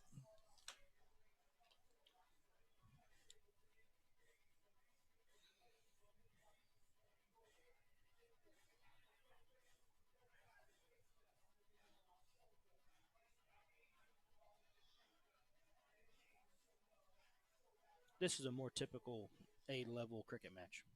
Yes. Yes, it is. Big 5 mark there, right, Joe? A lot of points. Battling on only on 2 legs, 2 wedges, 5s and 6s. Remodeling the arena. You're supposed to be relaxing and resting. I don't like the fact that Skinny was talking to himself after the first dart, and he didn't stop talking to himself and still kept throwing. But you haven't talked to Skinny yet, have you? No, is it? He's a talker. He's a talker? Yes. That makes sense then, that he would talk to himself as he was throwing.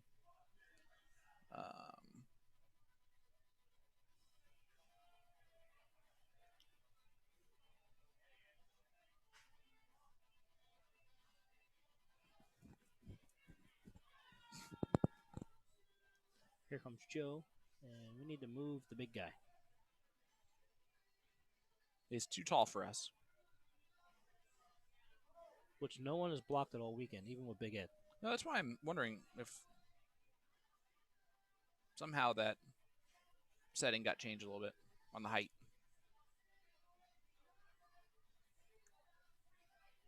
Or he's just, for the first time ever, standing in the perfect spot. Maybe Ed stood on the other side of the stage. It's always possible. All right. Great first start from Matt. Second dart just wires into the trip 1, and he does get the trip 20 on the third dart. 6 mark.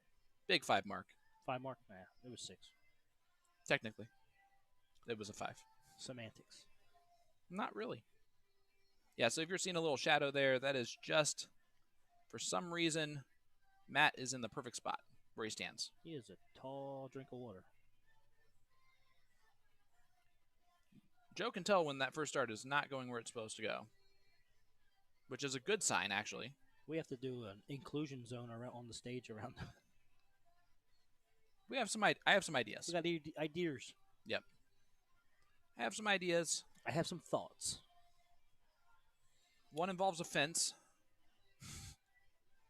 With an electric zapper on it. Yep. But that part's just for fun for us. Yeah. To watch. And we're going to go to the tripod cam. We need to be entertained sometimes. If you haven't noticed, every once in a while we can get on a little rambling streak, especially on a Sunday. Jason, it was not feasible here. Yes, there was really no way. 30 feet in the air and not a ladder to get to it. Yeah, we promised we didn't just take the easy road, because this has not been the easy road. Yeah, we tried. We've had to adjust the camera multiple times. Daily. People grabbing it, bumping into it, kicking it. Standing on it like a table. Yeah. To be fair, though, that really wasn't the tripod's fault.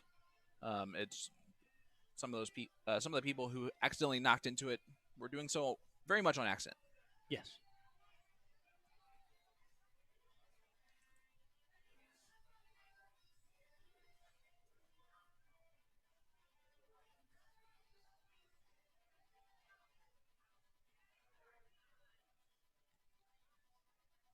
A solid 5 mark there. EMAC on the Bulls. So let's see if Joe can finish this out. Go to the Whiskey Man Bullseye cam. As long as Matthew doesn't rock to that other side. He's thrown a 420, and he has 420 on the scoreboard. And he just blew it. No, just kidding. It was right there. We'll stay here for Skinny shot. Skinny definitely off in this leg.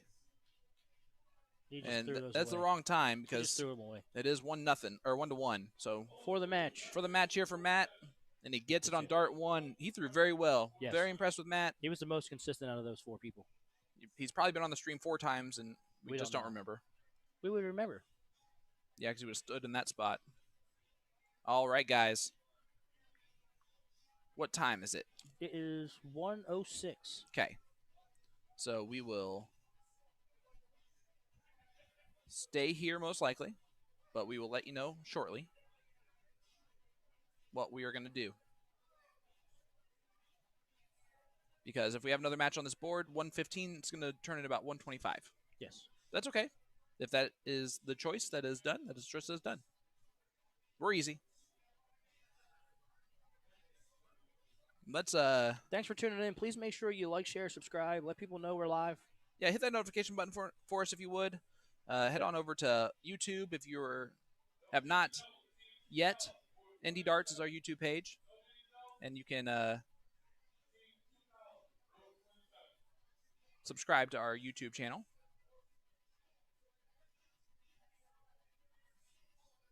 But it has been an absolute pleasure being here this weekend. That is for sure. We can't say any bad things about it, honestly. People Not have been at all. nice. The tournament directors have ran this thing like a tight ship. I'm actually one of the questions I'm asking them. I think I'll like. I'm excited to see what the answer is going to be. So give me 1 sec here. I'm going to get off here so I can focus on this, and then Tim's probably going to step off for a second too. Yep, we'll be back. And we'll be right back after this commercial break. Stay there.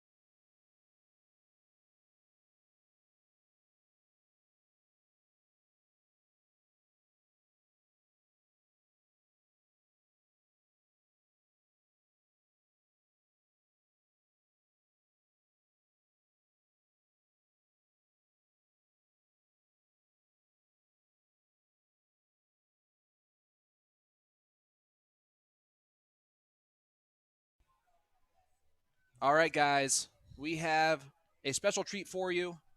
We are joined by Brian. Brian, say your last name for me. Broach. Broach. Yep. I never said it all weekend because I didn't know how to pronounce it. Most people pronounce it Broach, but Yep. Broach. Yep. That's probably what I've done. So Yeah. we are joined by Brian Broach. Broach? Broach. You got it. That was close. Close enough. Of Knox Amusement. You are the one who contacted us Mm-hmm. with interest in us being here. So the first question we have is, how did you find out about us? We're from Indy. We're kind of localized there. Yeah. So I got word through Jen over at Magicware that you guys do streaming. Yep. And so she gave me you guys' contacted you guys, and here we are. Yeah, and it's listen, from our end, this has been an absolutely fantastic event and fantastic weekend for us. Oh, thanks. We have really been impressed with how the tournament's gone Thoroughly impressed. the entire time. And we've been to quite a few tournaments and a lot of different ones all over. This was Sure. probably the tightest ship run tournament we've ever been to. Well, yeah, we got a great team here. I got Todd, my brother, and then Johnny Lee. Yep. And my wife Jessica, and then another Jessica McFadden help us out, and that's how we run a tight ship. Yeah. So I have a question for you. So as tournament directors, what is the most important thing to you guys? So like, what do you believe makes a great dart tournament? And do you think that you achieved that this weekend? So the best thing is that everybody has fun, right? Yep. That's what we're all here for, is have fun and play some darts and win a little bit of money at the same time. Yeah. In my eyes, what I try to do to make sure I think it turns out in my eyes is a good tournament is, you kind of already said, we want to run a tight ship. We want to make sure events start on time. That's our number one thing, is trying to make events start on time. So we do try to get people to the boards a little bit faster than normal, and we're kind of on a lot of people, but that makes our events go on time, and we're not here until 4 in the morning. Right. And I will say that has been the biggest strong suit of the entire weekend is that. And that's not saying that nothing else has been. That was Right. just, we noticed from the early get-go that you guys not only start everything on time, a lot of tournaments, the players police the players when it comes to like being at boards and whatever, and there's gentlemen agreements to like go outside and smoke. You guys look at call times. You look at if people are standing at a board and actually playing when they should be, and you will call them out immediately. And Johnny gets on there. He's like, "You guys aren't there in 5 minutes. We are forfeiting both teams, and we don't care." Right. It's kind of how it goes. And all the darters in the room have respected that. Actually, They do. They kind of see the first forfeit, and they're like, "We're not messing around here." So how many tournaments did it take you to get to that point? Oh boy. But first off, this is your Sixth. Yeah, so this is our 6th year. Before this, we never ran any dart tournaments. One of my good friends, Isaac Robinson. Yep. Him and I kind of brought this thing to where it is today, and he came to me like, we should try to do this. And I said, the funny thing was, I was thinking about the same thing. We've already had a partnership where we're at right now, here at the Quality Inn, and it just kind of worked out together. And so we started our first year. I think the best thing that helped us along, to tell you the truth, was just CompuSport. That now, makes it a lot easier. That has been mentioned to us in every interview that we've done. So my question to you is, do you guys not have CompuSport in the area very often? I was the first one to bring it to the area. So interesting. Yeah. I just feel like because other people brought up other events in the area during the year, and there's paper brackets, and there are some other paper bracket. Yeah. That's interesting. It is very interesting. Yeah. CompuSport is a lifesaver when it comes to everyone having a better time, I think, overall. Tim, what you got? I got a two-parter. Is the attendance what you expected this year, or is COVID the cause and effect? So yeah, it's a little bit lower than I expected. I expected a little bit more, but not as bad as it could be. Mm-hmm. And I've definitely heard quite a few people that did not come because of it, whether they and got it You or don't have anyone from Canada here, which I think you usually have a big contingency of Canadians yes, that come yeah, down. absolutely. None of them came over, and so it does affect it. But I'm glad that we were able to at least get it off this year, where last year we couldn't even do it. Right. Yeah. Right. So it was nice. So you have to tell us about the belt buckle idea as trophies because Everyone loves them. it's a hit. Sure. We saw the youth tournament, which we'll talk about in a second. Like staring at that thing is really cool. It's mesmerizing how quality that is. We stared at it. Yes. Yeah. Well, so my wife and I run marathons and triathlons and that, and so In case you're wondering, I know I look like it. I do not. okay. I do not. Sorry. Continue, sir. And you would always get a medal at the end of the marathon or whatever you're doing, and I'm like, man, that would be something unique that we could personalize it for our events. And before this year, we used to call it the Knox Amusement Dart Tournament, and Yeah. this year we kind of themed it around the Western New York Dart Tournament as like the Great West or something like that. Yeah, absolutely. And so we decided to go with the belt buckle this year, and that's where the medals slash belt buckle idea came up.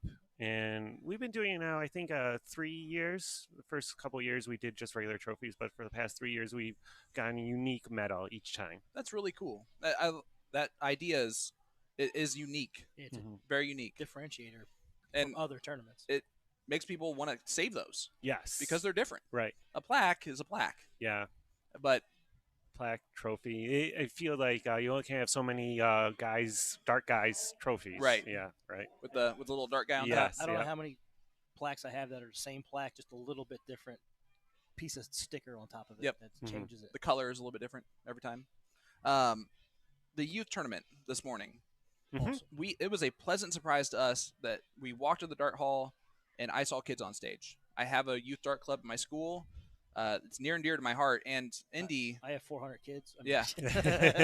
yeah, and Tim has a lot of kids and they're into darts and they've been playing darts for a long time. We saw 8 of the 10 players, and all 8 of them were impressive, including the 6-year-old who took out 50 going 17 and then without thinking hit the trip 11. And I mean, No hesitation. no Right. hesitation at all. Sure. But all the kids knew where to go. And they Mhm. threw the right shot. Not a single kid, except for maybe like one time, did not shoot out the out. Even on like 117, they were shooting the trip. And that's a testament to the parents, I would say. Yeah, Yeah. absolutely. What do you? Why don't we have a more youth tournament here? I'm calling it now. No, I'm kidding. Yeah. But seriously, next time. I kicked it. Next Oh, time. maybe it was me. No, it's not you. Okay. Next time, let us know ahead of time. We'd love to do that whole thing. Yeah. Oh, absolutely. So the way we got started in the youth part of it was, it might be 2 years ago, we started a youth league, and it's where the parents and children play together. Yeah. And then we decided to do kind of like a tournament just for them, just for that league at this tournament. And it was a great hit.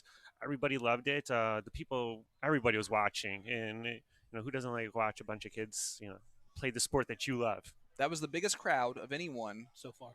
so Mhm. far this weekend was watching the kids play. Yep. They were more excited for the kids than probably their own darts. I would agree. Yeah.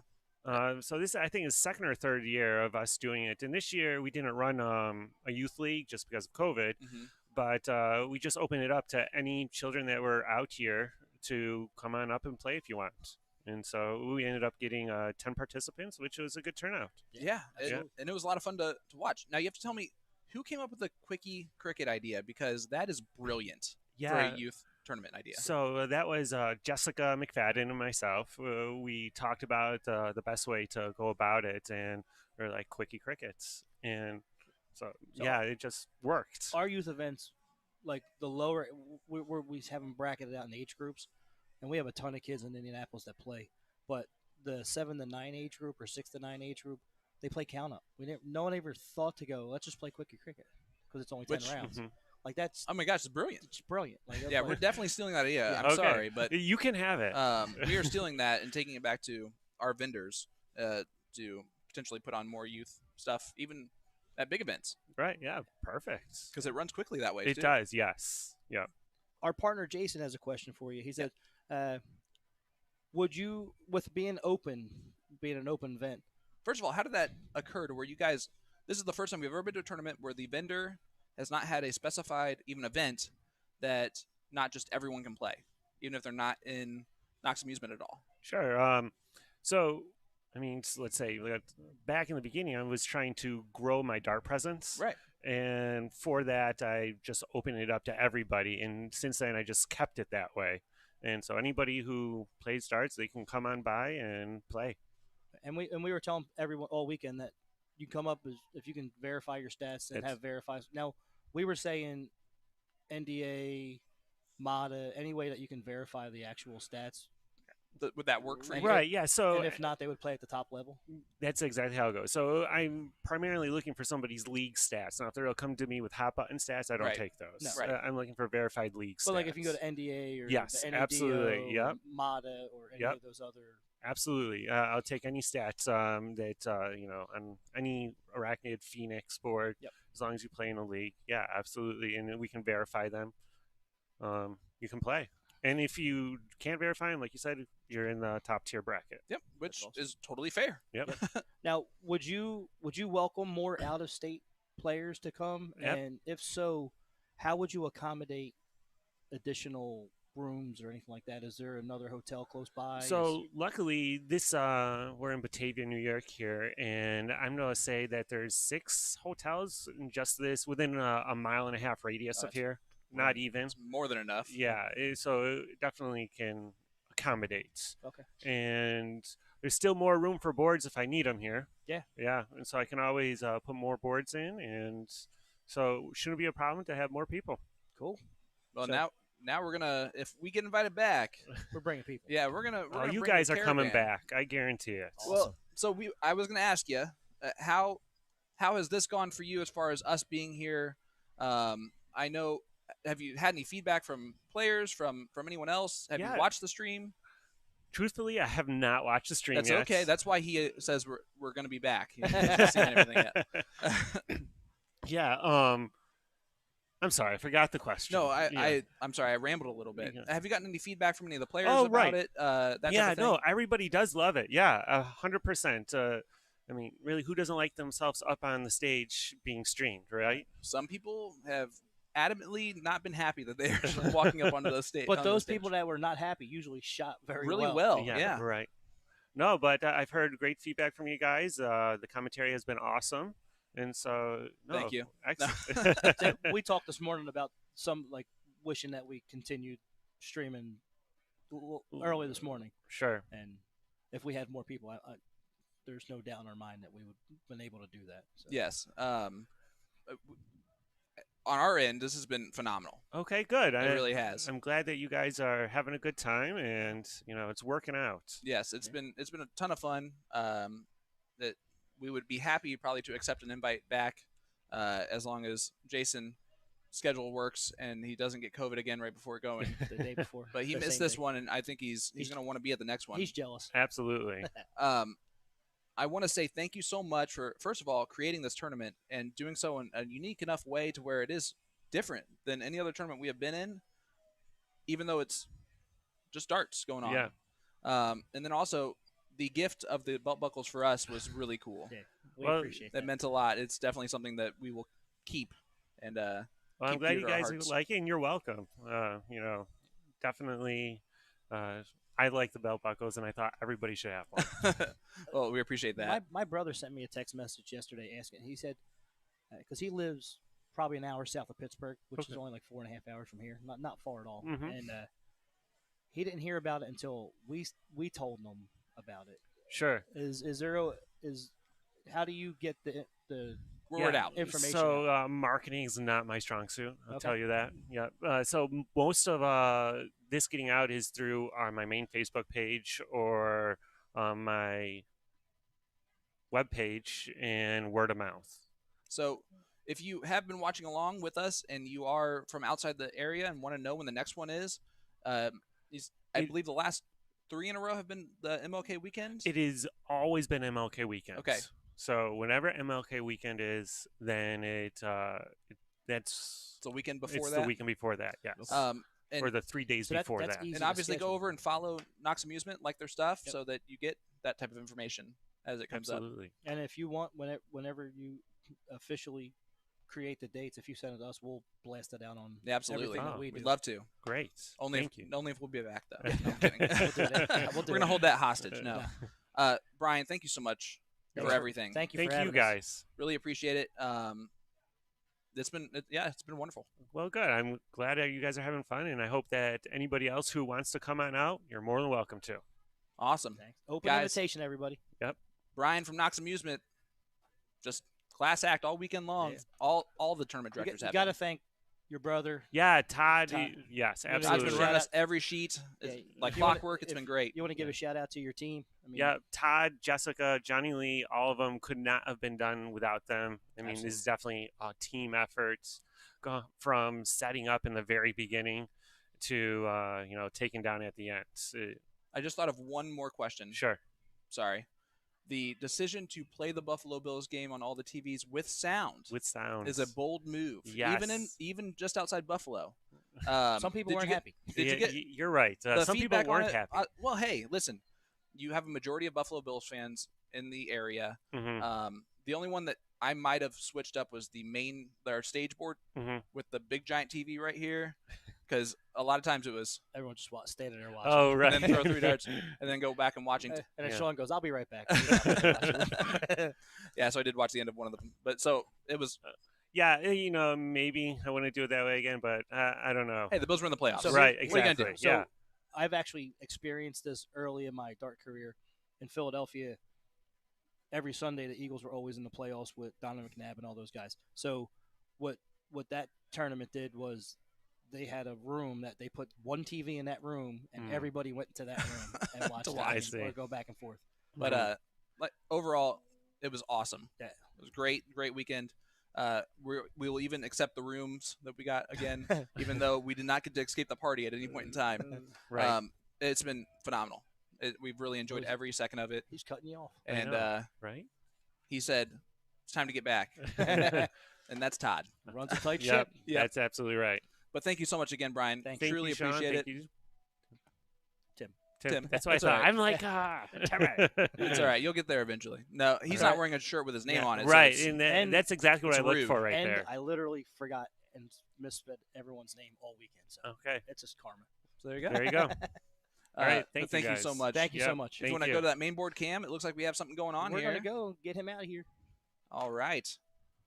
We will be right back, guys, in 1 second. We do have the women's doubles cricket A finals, or maybe, finals going on. So we will have this So- shortly. Stay Selena with us Welty. in 1 second.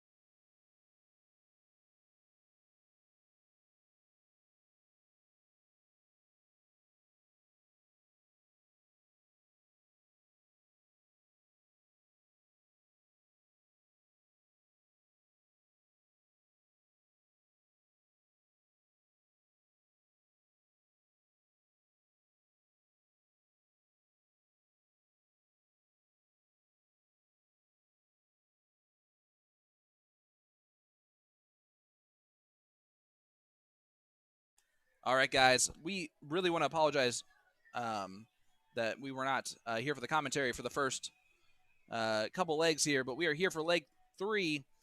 Brian is such a nice guy that we just got to chatting with him off camera as well. It was really our first time to actually like talk to him, where it's not after midnight and we're just wanting to go to passing, bed. yeah.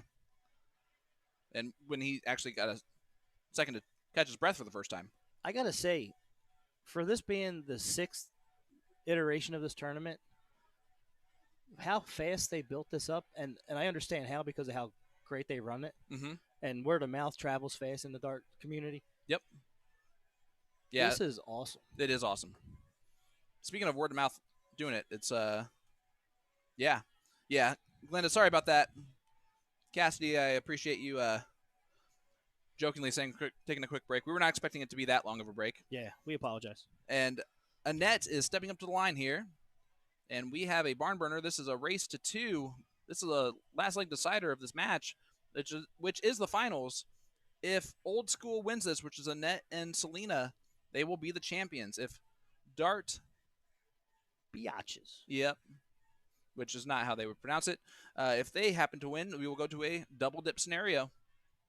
And I think that it's only right that we do a double dip because we did not commentate on their first 2 matches, or first 2 legs. This is Selena from Gettysburg, PA. She's been on the stream quite a few times this 3 weekend. or 4. Which is even more impressive because, unfortunately, we have not been given as much of the ladies' matches. Big 7 more. And that is just par for the course. Yes. For Selena. Great shot. This is Angela right here. Has she been on that? She has, yes, because I remember that throw pretty vividly. It's a little bit of a push throw, but it works really well. It's a really good throw still. Here's Angela, or Annette. Annette rocking the Western New York Shootout jersey. Yep. Which I'm kicking myself was for sale up in, like, with our sizes, I'm sure, until I asked for one. And then it was not. That's Autumn Harrison. We found out a lot about Autumn yesterday, or last evening. Yeah. Connor Martin said she's the best player in the room. Well, there you go. He would know. He didn't say woman, he said player. There you go. I mean, that says a lot. Especially with Selena out shooting. Yeah. Autumn, and Selena's been throwing fantastic darts. Excellent. But there have definitely been moments where Autumn has shown exactly what she can do too. Annette is closing the 16s is huge here. Oh, she pushed it just a little high. Just gives Autumn a little bit of an inside on the 16s to throw some points in there. We did forget to talk about the food and the catering with Brian, because that was excellent. Listen, it's a miracle it went that well. Yes. with us 2 guys doing that.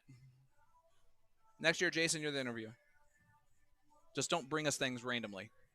Yeah. Which, by the way, has been kind of pleasant. Was it the only random thing we had was Mr. Martin walking in, just sitting down and going, all right, let's talk. Which is great. Always welcome to have that happen, too. And I did bring Ed over without talking to you. We talked about it. I pulled a Jason. Hey, I'll never complain when someone comes over and talks. That means I can talk less. That's true. That is a touche. All right, Annette, 3 bowls away. Whiskey Bent Bar Grill bullseye cam. Just a little low. And she points on the last one because I said something. On the 17s, big dart on the last one. Up 130 points. Math. And that's because they know Autumn is on the opposing team. Yes. And Autumn can do damage quickly on a dartboard. Stay on the Whiskey Bent bullseye cam. Yep, Selena also can do a lot of damage on dartboard. It's almost surprising that she missed the dart. And, of course, she did not go at the wind for the last dart. She will point because that is a smart move. Because Angela has free reign to point the bowls. And a double bowl is a big one. Good darts. These are two great Yeah, teams. that was a bad kiss there on that third. See if Annette goes straight at it.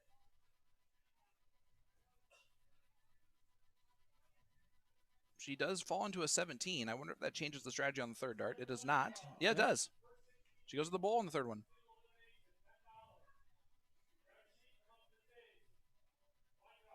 What's even better about Knox in this event is that even if they have a breather where there's not a lot going on, they decide to work hard anyway and have blind draws. Yes. Yeah, I think they've ran 6 or 7 blind draws in the last 3 days. Yeah, at for least. people that just sitting around hanging out. At least. Autumn with a hat trick there in the last round and takes the point lead back. That is a good first start. She just needs one single mark and gets on the trip 17, and that will do it. We have champions. It's Old School winning the Women's Doubles Cricket A Finals. Congratulations to them, and congratulations to the runners-up, Angela Carl and Autumn Harrison. Autumn through phenomenal weekend. I'm happy that we got to see her. You get a belt buckle. You get a belt buckle. Yep. Selena, also awesome to see her play. Had no idea who any of these four were ahead of time, and man, that's been the story of the weekend for us. Right, Tim? Absolutely. Connor Martin's the only player that we knew who he was before being here. Before being here, yes. And now we have so many other people that we know are really good shots. Excellent. There's a huge list of them, and some of them are like B-level Jesus, who's a B-level player, apparently. Is he really B? Is he, though? He's in C today. How's he doing that? I don't know. He better have won that thing. Unless they did a combined score. Let's look and see. And not show them. Because I didn't set it up today. Oh, wait. Why did I just go to A then? We've seen the name Ram repeatedly throughout the weekend. Yes. Widow's Peak, I do not know who they are. There's a team name called We Don't Belong. AJ is still fighting. They are playing the King Seat match of the C Cricket men's doubles right now. And they still have, they're in the 7th, 8th, 9th, 12th range still. So quite a while left to go in that tournament. That's going to be fun. The B level has moved on a little bit further. Zuzeldorf is the king seat there. We got some 5th, 6th battles going on right now. Hot Shots 2 and Anthony and Brian. Big A and Mike and Casey and the Sunshine Band. BTFU is the 3rd place waiting there. Buccaneers winning 14-0. Boo. And then an A, Darty Secrets and Band in Boston. Band in Boston is Walsh, Mr. Walsh. Yep. And Boston Dave. Then you got Team 2000 waiting on the 4th place match. The Better Connell is waiting on the 3rd place match. And our King Seat Bathtub Toaster. I was wondering if they would change their strategy. Instead of sitting the king seat every single time to just lose one and then run the loser's bracket. So far, Mark and Connor, we've seen them on the stream twice on the king seat. And they got and we've seen them lose both times on the king seat. So that is interesting. Just saying. That youth tournament was so much fun. It was so much fun. It made the day. It really did. Hopefully you guys enjoyed that as well. You can go over to our previous live video and watch the whole thing right now if you want. Absolutely. And we are waiting on a match here, so we're going to do the annoying thing that I just mentioned was the annoying thing that in my mind this weekend, and that is take a short break. And I guess the annoying thing would be to lie about taking a short break. We're going to take a break until we get a match. We promise we will show you all of that match. We're hoping it's like no more 3 interviews. minutes. No more interviews today. Yep, it's just us. So I'm sorry about that if that's not what you're hoping for. There's at least one of them at this point that's like, these guys are still talking? Shut up. Like, holy goodness. So, but we will be right back shortly. Sean Green, Tim Neal, To The Point Streaming. We are live at the Western New York Shootout. Brought to you by Knox and Mutual. That's another question we forgot to ask. Why did they make the doubles cricket their premier events? Darn. This is why we're terrible at interviews. We'll be right back. Monday morning.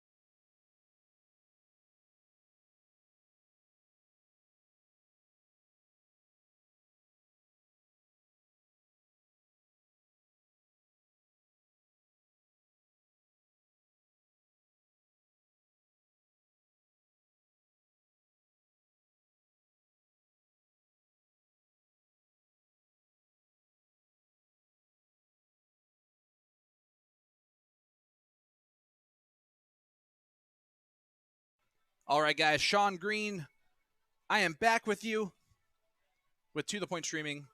We are live at the Western New York Shootout, and we have for you a men's doubles cricket C division match. We got We Don't Belong, which is Bob Catalano and Steve Mowry, and they're taking on Daniel Purpura,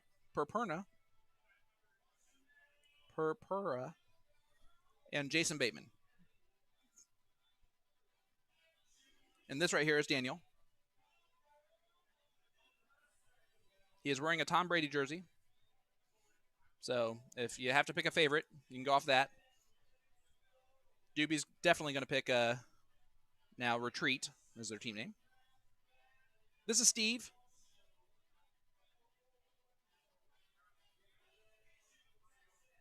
Here is Jason right here.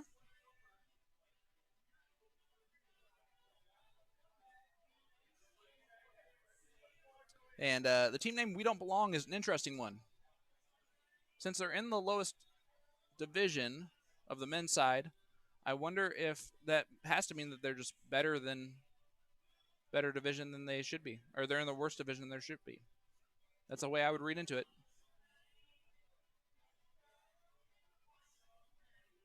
And we'll see if Steve and Bob can prove that.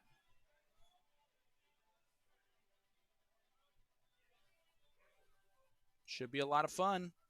I don't know where Bob went. He was there at some point.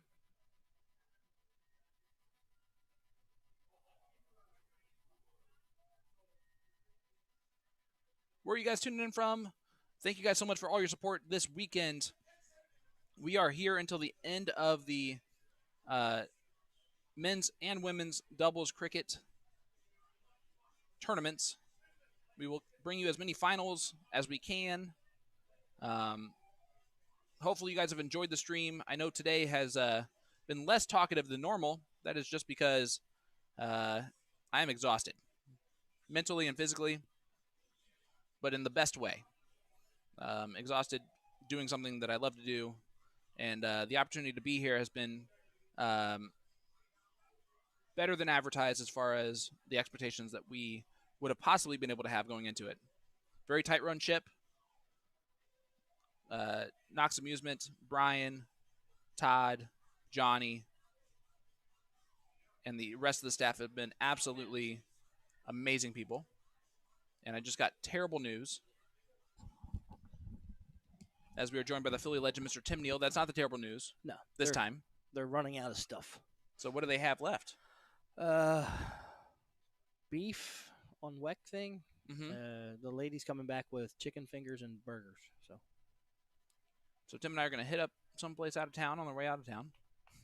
Not sometime out. We don't have to go out of town to do that, but on our way out of town. We'll get something good. A little something. Are we going to take the toll roads home? Let me map that real quick. Tim's going to do some mapping. That's what I do. We have at least an 8.5-hour drive back home to Indy to our families. I want to shout out my wife, my two beautiful children that are at home. Sophia is 4.5. Savannah is 2 months old.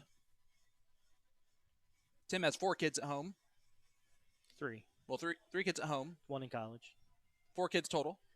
His beautiful wife, Janice, has been holding down the fort. And we also want to shout out our other family member, Jason Ives, who's at home, remodeling the studio. Remodeling the castle. Which is our Tuesday night show. Did he tell you what he's doing? No, but he always worries me when he does stuff like this. So actually, it's actually not bad. I think he's moving the dartboard to the center of the wall. He did tell me this. Yes. So, and I think he's talking about possibly building a Aki. Ooh, look at that. That'd be fancy. Yeah. Steve with 3 in the bed on 19s. Boom goes a dynamite. Steve Mowry gets it done. This is the C level, or C division, which is the lowest division. So We Don't Belong right now is screaming at us that they don't belong because they should be in B. Whether or not that stays the opinion or becomes the fact, that remains to be seen. We're looking at basically a 30-minute difference, not counting the weather. Yes. Now, that being said, we're leaving at a time where the weather will not be impacting us on the back roads that we took on the way in, so we technically could not take tolls still, again. Right. And I'd be okay with that. I'm cool with that. Sweet. Get to drive past Orchard Park again. It was a nice drive. It'll be a cool drive to see daylight. Yeah. For some of it. Steve's throwing a 9 mark. That's start. not bad. It's okay. He's still on it. Oh, we got. He made the mistake of moving off of 19s, and obviously that's not a mistake in strategy. It's just he could not miss 19s. This right here is Daniel. He is wearing a Tom Brady jersey or Tom Brady shirt. Tampa Bay. Tampa Bay. Boo. Well, Eagles are down 17-0. On a somber note. Yeah. Sorry. Eh. At least they made the playoffs. And they have 3 first-round draft picks. It's funny, like all week, all the pundits were talking about how you don't want to face the Eagles. Nobody wants to face the Eagles. Apparently the Buccaneers did today. All right. Jason Bateman steps up here. And Bob's wearing the, looks like 412 shirt jersey. Is that Pittsburgh? I'm going to guess based on the color combination. Yeah. Bob still does not miss the 19s. Every time he shoots at it, he's hit a triple. He's throwing a 6. Let me repeat this, please. Steve Mowry is throwing a 6 in the lowest level that they have in the room. And that's just how it's been all weekend. Every single level has phenomenal players. Yep. All right, here is Bob. I literally thought that was just 42, not 412. Yeah, I mean, I don't know if I'm making an assumption on the 4, but it looks like a 4. Technically. All right. Jason stepping up here. He needs a lot of 15s. There's 3 of them. There's 4. He got 5 of them. It's a good start. Typically that counts as a lot, but I guarantee you Steve is about to close 15's first start. Oh, he missed the triple 19. That shocks me.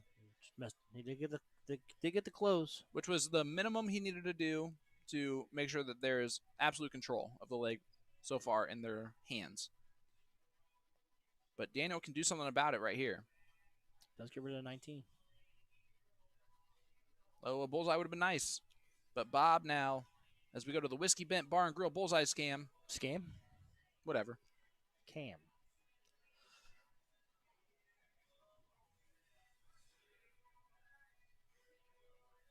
Get up a little bit higher there, Bob. Unable to do so. So Jason, in this is a scrappy first leg. Loser side match.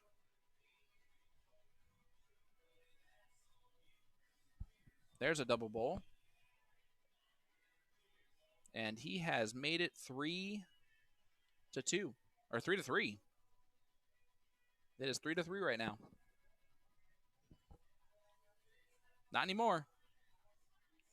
3-1. Still 3-1 though. A hat trick here or a double and a single win this leg. He needs 4. Yep. No, he doesn't. If he has 2, it'd be 56. Ah, dang it. You're right. Sorry about that, everybody. That's 5 times this weekend. That I've said you're right? I must be really tired. Go me. All right, Bob. One bull will take out the leg.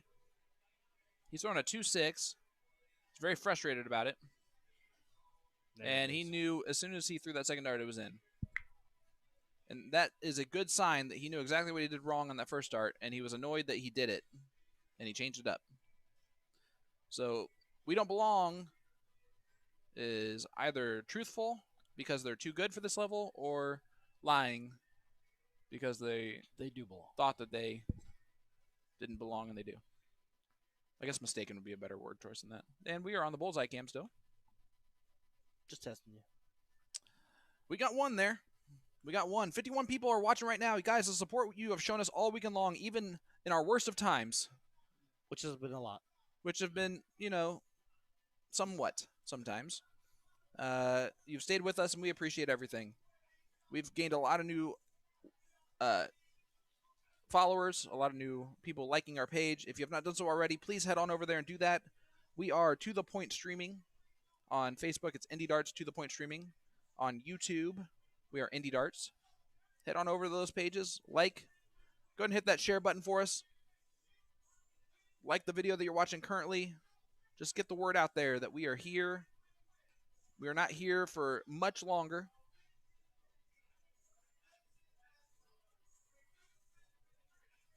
But while we're here, we'd like to get as many people watching as we can. This right here is Jason Bateman, big triple on the first start, and he'll look up at the 20s, closes those two, and just got a little excited on the 18s. Let go a little early. Just a scooch. And Bob is looking to throw in a big round here. He had a 3 mark in the first round. Why can't I say anything right? Big trip 19. That was a good close there. My voice didn't come out. Yes. Yeah, all we heard was the drinking of the out of the straw. And a big triple on the last start there. These last starts, LDC, baby. Last starts count. Last start counts. What? Steve? Steve didn't get a chance to throw the 19 this time. He did not. He did not. He did close the 17s with 3 singles, though. Jason's been throwing really well on this leg. A 3.0. His partner's throwing a 3.5. And level C, correct? This is the C division. Yep. Where 3s are the understanding that you better at least throw a 3, or else you're not even going to win C. That's a fact. All right. Daniel steps up. See what he can do. Falls into an 18, or he hits the 18 on purpose. I'm going to guess he's hit the 18 on purpose. That'd be a ridiculous throw otherwise. 130 points. That's a point lead. Did you have to provide our credit card? Nope. And a 5 mark there from Steve. We have seen him throw 3 in the bed in this match. He just moved his trips over to the 17. He needed it too. And there's a big last start from Jason. As Bob steps up. Gonna hit a lot of 17s, it looks like. Is he gonna move on the last start? He did move to the last start, but just to close the 15s, which I like. I really like that move. Gives yourself 2 clear wedges. It almost forces Daniel to stay on points the whole time. Definitely will now. That little sidearm throws, a little unique. We got some Jason and Daniel fans in the crowd. Lots of them joining in. That's awesome. Brother Joseph. And Sarah. And apparently the nephew, Hunter, watching along. Shout out to all you guys. Thank you so much for joining us here at the Western New York Shootout for the men's C Division doubles cricket. This is Bob Catalano. He gets himself 3 16s there. He's throwing a 3.2 in this leg. And Steve's throwing a 3.75. And it looks like all that is left to be pointed on for retreat are the bowls. He does fall out into a 16 on the last start. Will Steve go right at it? Nope. Hey, you can't lose with more points. Nope. And they want to win.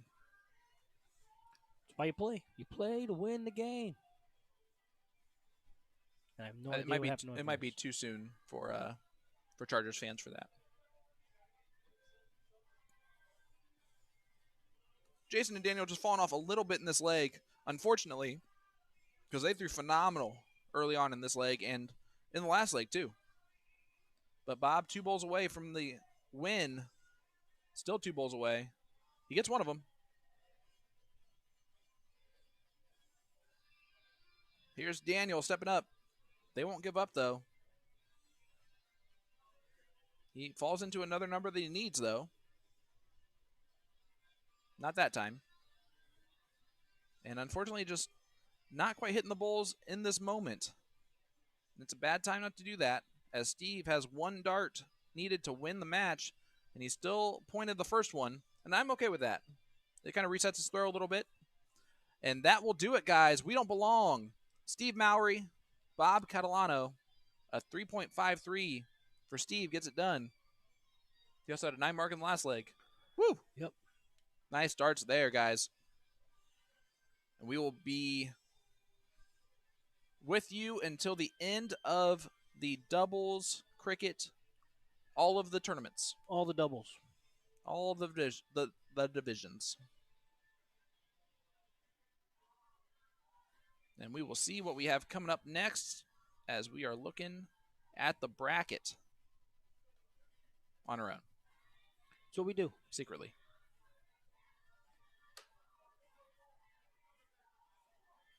Right now, the 3rd place match is going on in the women's doubles cricket B division. Salt and Pepper is playing UDI. The winner of that takes on NY Tough for the title. Men's doubles cricket level A. Got Bathtub Toaster at the king seat. And Darty Secrets and Band in Boston are still playing. And the better Connell is waiting. That was at 149. It is 218. That should be over. Should be close to over, if not. We do a refresh. Team 2000 will play the winner of that, and then they will battle it out in the 4th place match. How are they still playing? Hey, could be a point battle going on over there. Yeah, but it's only 35 rounds, right? 35 is a lot. And Big A and Mike are waiting on the winner of the Hot Shots 2 Anthony and Brian match. So we do not have even the opportunity to have a match right now. Oh, there we go. Band in Boston won. So Darty Secrets is out.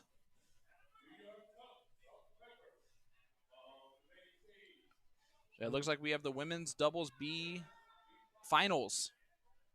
I'll go get it. NY Tough and Salt and Pepper. So I will change that on our stream. Have we been on? What have we been on? Hey, look at that. You've been great. Tim, sneaky. What's on now? Oh. What am I doing? Nothing. I'm going crazy. It's my fault.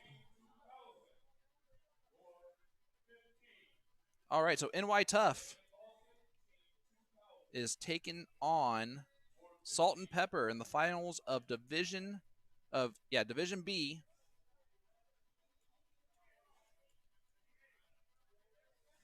Of the women's doubles cricket. Boy.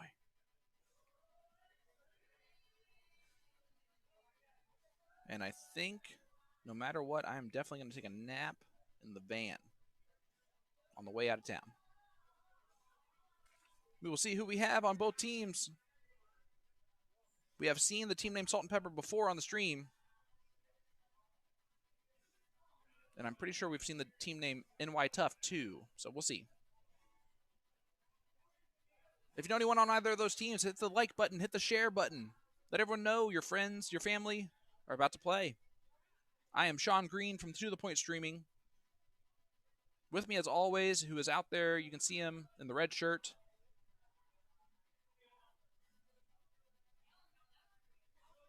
Almost getting in a fight. That's just what Tim does.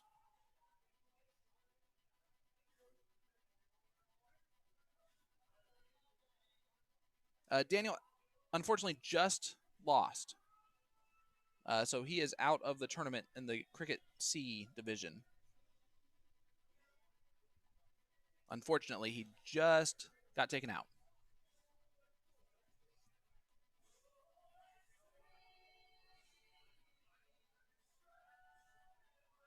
Tim is trying to get information from players. Sometimes that's a fun process. Sometimes it's not as fun of a process.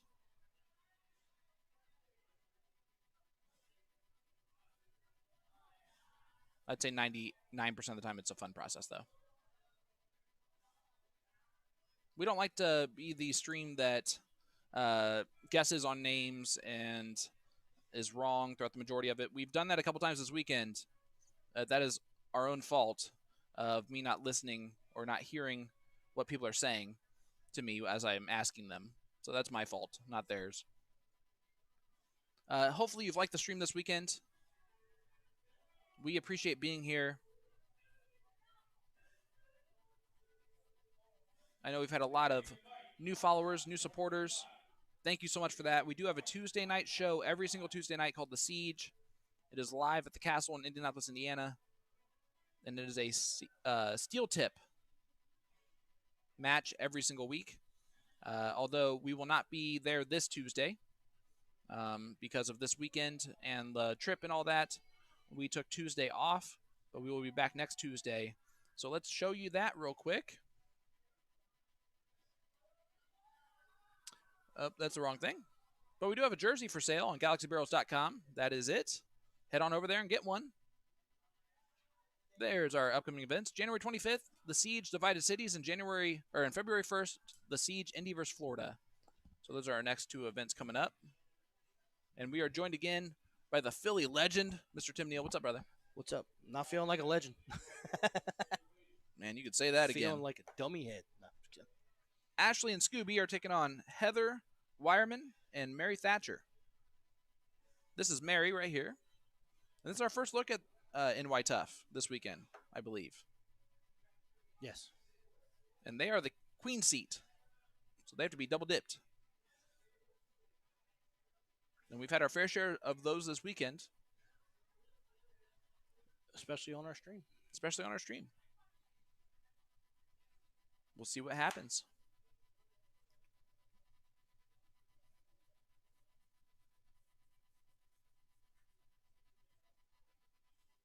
Matt, I appreciate that. He says, you guys have done a great job. Thank you. Fortunately, we had to cancel our trip out there this weekend, but enjoyed watching all the Q's buddies shoot well while I laid in bed sick. Well, I hope you're feeling better, buddy. Definitely going to be there next year. Bringing the kids to shoot in the youth tournament. That was awesome. We will also be streaming the Indiana State tournament Dark February tournament? 17th through the 20th. The Iamoa. 17th through the 20th of February.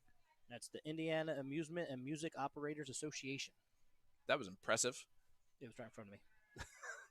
No longer impressive. I cheated. I kind of figured that. Otherwise, that would have been a rare form. Well, that's the reason I named it Iamoa, because it was easier to say than all that. Or even the IAMOA. Iamoa. Sounds better. Oh, yeah. I had to say Iamoa to type in the first letters to figure out where it is on Facebook. Yep, we will be there February 17th through the 20th. At the Marriott Indianapolis East. Yep. On 7202 East 21st Street in Indianapolis, Indiana. And you get to tune in and see all of the indie people. I feel like we just did a state. Like it felt like just yesterday. It was a couple months ago. Much closer than usual. They're back on their normal schedule. I am playing in one event for state. One. And that is open doubles cricket. I'm playing 2. That's low for you, too. Yep. Uh-oh. We're all starting to make a decision that's smart for the stream. No, I forgot to sign up. I knew there was a different reason for Tim. The only reason I'm playing 2 is because my partner signed us up. Well done, Brandon Medley. No, Ben Fairs. Well done, Ben. Playing trips and 4-man. That's it. Are you guys going to try and repeat this year in 4-man? That's the whole purpose. I just didn't know if the team was the exact same. Yep. You never know. Yep. Me, Art, Ben, and Mac Feely. That's a pretty good team. We did okay. Yeah, me, Ben, and Jen are doing trips again. That'd be fun. Hey, let's look at the flyer for this event, the Western New York Shootout. We've had a great time, man. Knox Absolutely. Amusement knocked it out of the park. We want to thank our sponsors for our stream: North Point Bank, dartbrokers.com, Galaxy Barrel Design, Whiskey Bent Bar and Grill for their Bullseye Cam, and Sideline Sports Pub / the Mad Hatter / Ashley McClure Realty / Phoenix Amusements / Phoenix Amusements. / Dustin McClure. Yep. / Ben Fairs. Yep. All those guys. What? Oh, man. Good old McAfee. What? The belt buckle, if you want to know what the engraving looks like, it is that logo right there in the middle. Designed by Jen Mounts. Yep. Only engraved beautifully into a belt buckle. Belt buckle That's heavy. metal. Yep. A metal belt buckle. And it's also a metal that has a ribbon around it. Yep. So cool. Let's see. We were kicking around some ideas earlier this morning, me and Brian. On next year's? Yeah. He was talking about possibly doing like a 10-gallon hat. Like, and I was like, oh, that was cool. He's like, yeah, it'd be a little expensive. I was like, oh, you mean an actual hat? He goes, yeah. I'm like, no, I was thinking like the metal being a 10-gallon shape, the shape of a 10-gallon. He's like, that's a good idea. I didn't think of that. Well, way to spoil everything. That's we probably also going to be it. No, I'm we kidding. also had cowboy boot. Well, of course. Said being Say so, spur. I should have said being so close to buffalo, it should be a buffalo, Nah. not like a bill, like an actual buffalo. But then it looks like the Bills logo. No, an actual buffalo. The Bills logo doesn't look like an actual buffalo. Yes, it does. Stop. That's facing the wrong way. What? I think you just realized that it actually is a buffalo. I know. I know it's a buffalo. All right, guys. We got a match coming for you now. It is the finals of the women's doubles cricket Division B. This right here is Mary Thatcher. Scooby's back. She is playing with Heather Wireman, who's wearing the purple jersey. This is going to be Ashley Roberts, half of Team Salt and Pepper. Scooby is the other half. Scooby's getting prepared. Man, if Jason was here this weekend, they would have had a nice little back and forth about how his nickname's Scrappy and she's Scooby. Could have been wonderful.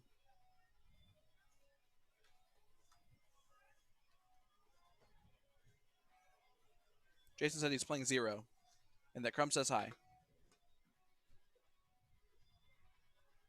He's playing 0. 0 events at state. Oh. We get it, Jason. You were the better of the three of us. I got asked. I actually did decent at an event at state for the first time in quite a while. So when Devin asked me to play with him again, I Didn't you do well because of it, Devin? nonchalantly agreed. It was half because of Devin. It's a 2-person team. I threw my fair share of 6 marks, along with my 0 marks. It averaged out to about a 2.7 or 2.6, which is my typical number. And the good news is that we get to hear that mint rolling around your mouth this entire match. It's better than coughing. Now it's under my tongue. Oh, there you go. That's horrible. Yeah, that's worse to talk about that way. Oh, that was thrown to just absolutely no one and everyone at the same time. And by the way, that was a commentary on the Philadelphia Eagles play that we just saw, not whatever just happened on the screen, which I just realized was the diddle, where one was close and one was not. All right, we're back. All right, here we go. Salt and Pepper are going to start off. Ashley Roberts. Salt and Pepper needs to double dip in order to win this. New York Tough, or NY Tough, is on the king seat or queen seat. This right here is Heather. It's a very good throw. Very nice throw. Great follow through. Yeah, that was very good. And again, this is no surprise to us. It's been pretty much like this all weekend long, where it does not matter the division, the level. We've seen some fantastic throws. Absolutely. And some fantastic darts overall. Averages have been fantastic. We literally have a player named B level Jesus. Who's playing the sea level? Yep, allegedly.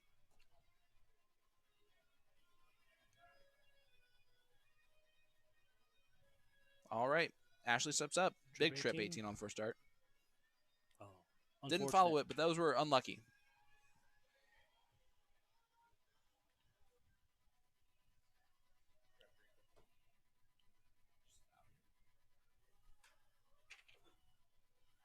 Heather here, resetting. Another 20 points there for her. This is Scooby.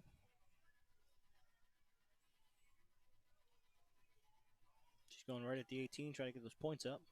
There's one. Only one. That's going to hurt. See if Mary can take advantage of that.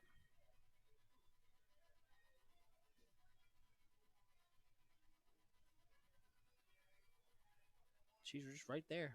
One hole out. There it is. Another nice triple. I think the last one she was going for the 20 and just happened to stay on the 18.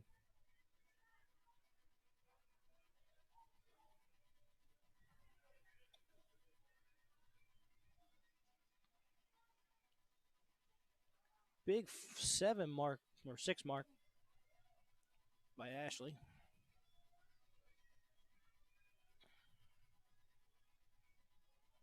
Heather closes the 19 right back and closes the 17 with her own a 6 mark of her own.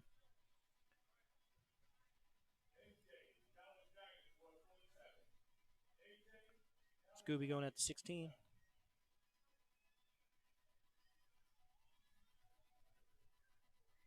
Only one.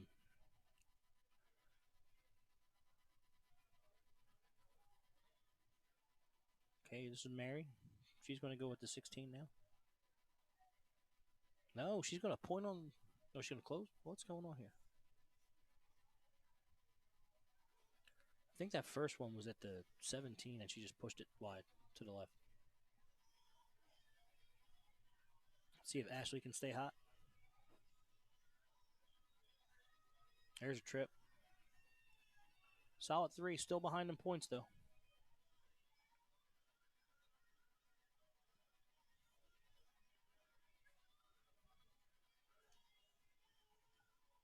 This is Heather. Only 2. Welcome back. Hey, bud. How's it been going? Struggle bus.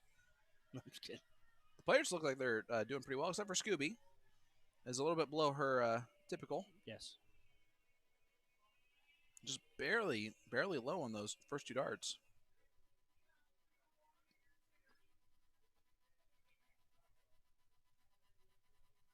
Mary steps up here. Just need 116 and then move on. Yep, 116 solidifies kind of having an advantage here. Trip 15 would be huge. Trip 17 is also huge. There's been a lot of trips in this event, in this match. Well, we'll see if we get one more. She's going to 17. No, she stays at 15. Stay at the 15. I don't like that move on the last one, but second one I have no problem with it. That being said, if she actually hit the 15, that would have been a devastating dart. Ashley's been shooting very well. Yeah, 3-2-5. Keeping her team in it. We've seen that from her this weekend when she's been on the stream. She's doing very well. And Heather's just steady. Yeah, that's a great. She has a great motion. Big steady 3. All right, Scooby. Bullseye cam. Whiskey bent bullseye cam. There's one. And she got one in there.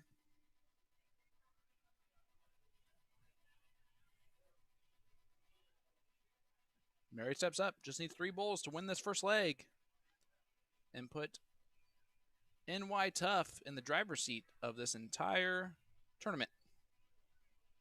Or at least keep them there. They're technically in that driver's seat right now. Yes, they are.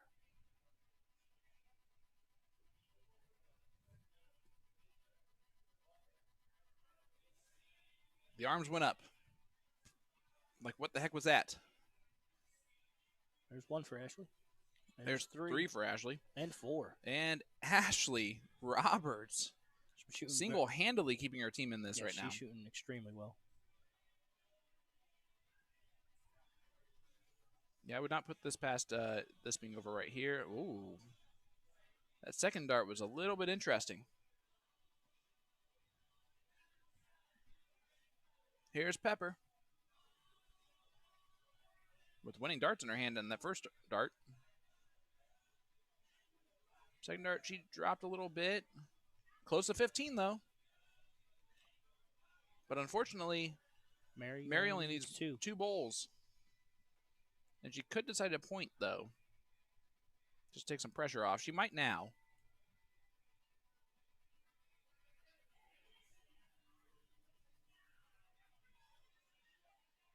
That's the third time she's hit a closed triple. I don't think she's trying for it, though. Well, no. As soon as she threw that, she was very disappointed in how far away that was from anything that she could have gone for there. She did go at points on the last one, but that puts Ashley up. Ashley only needing 4 marks. And with the way she's been throwing in this leg, she has single-handedly been responsible for winning it. And even that fell into the 17. She can go for the double for the win. She shot the double. Which is okay for the win. Absolutely. For the win, that's the right shot. All right. Take a deep breath here. Try to hit a lot of 17s. And does on the last start. Wow, what a last start. That was a sigh of relief type of moment. Yes. What's going on here? You're breaking it. Do nothing. There's a good dart by Scooby. Needs one more. Oh, dropped it low. All right. Mary again. 2 bowls away. She's been in this position a couple times and has not been able to take advantage of it completely. That was a better thrown dart. And there it is. Deep breath. NY tough. That could have easily have swung the other way with Ashley. Ashley was on fire. Ashley really kept her team single-handedly in that leg. Scooby helped out more at the end, but they would have never been in that position if it wasn't for Ashley's wonderful darts, and she's continuing it right now.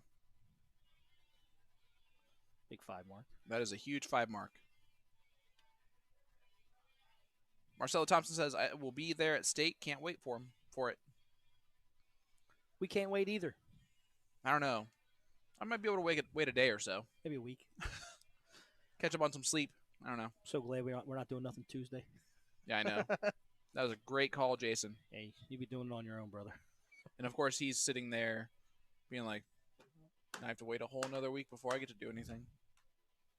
That's why he's renovating the castle. Yep.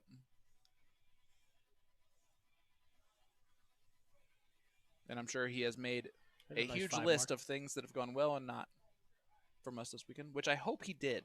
Well, by the questions that he's asking, he doesn't he wasn't even watching. Well, unless he's being facetious. I think so. I think it's just reminding us to do things in his Jason-like way. And we responded in our own way. Yep. Our own condescending way. And it's a wonder why Jason has us as partners. Heather going to take a step back after those first 2. Takes a deep breath and has the same result, which typically happens, but she did the right thing of pausing, taking a step back there. Yep. I like how you turned off the mic to say yep, and then turned it back on to say yep. That's why I turned it off, because I thought it was coming.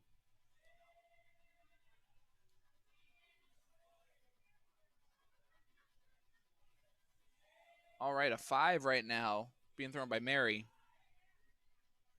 And this team seems to do a lot of both teams. Hey, if you're having a down leg, I got you. Yep. Because Mary is carrying her team right now. And Ashley carried her team in the first leg, and she's looking to continue that type of play right now. Another 3 mark. She gave an eye roll on that 3 mark, too. So she is still expecting more.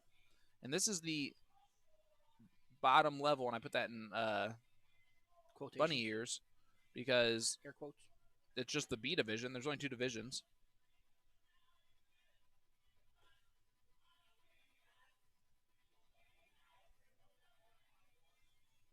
Here is Scooby, who has struggled in this match more so than we've seen from her. Yes, she shot well all weekend. Yep.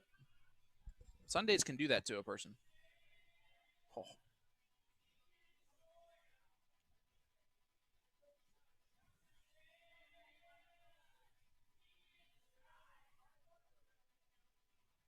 Mary dropped down her average to a 4.33, but still real strong. Horrible. Ashley now can close the 18s. And whatever she does after that is just bonus, which might be points, and it is.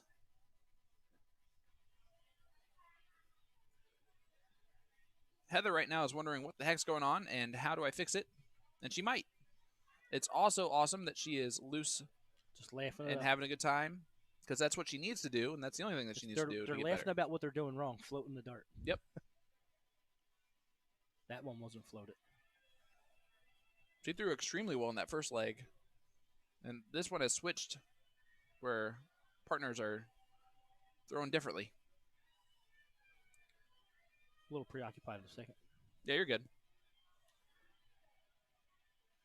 Only a 2 mark there for Scooby.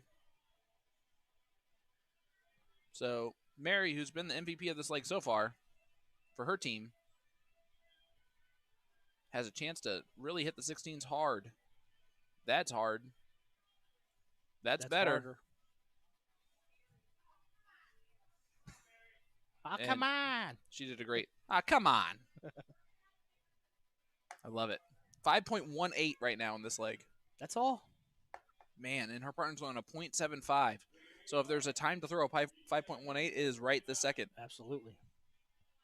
That is a good partnership. Oh, look at that. Ashley. That is a good player. Ashley Roberts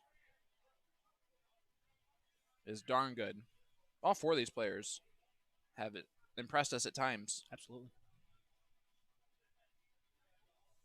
There it is. There she's back. Nice. Guess who's back, back again. Heather's back. Tell your one friend that you have in the room right now.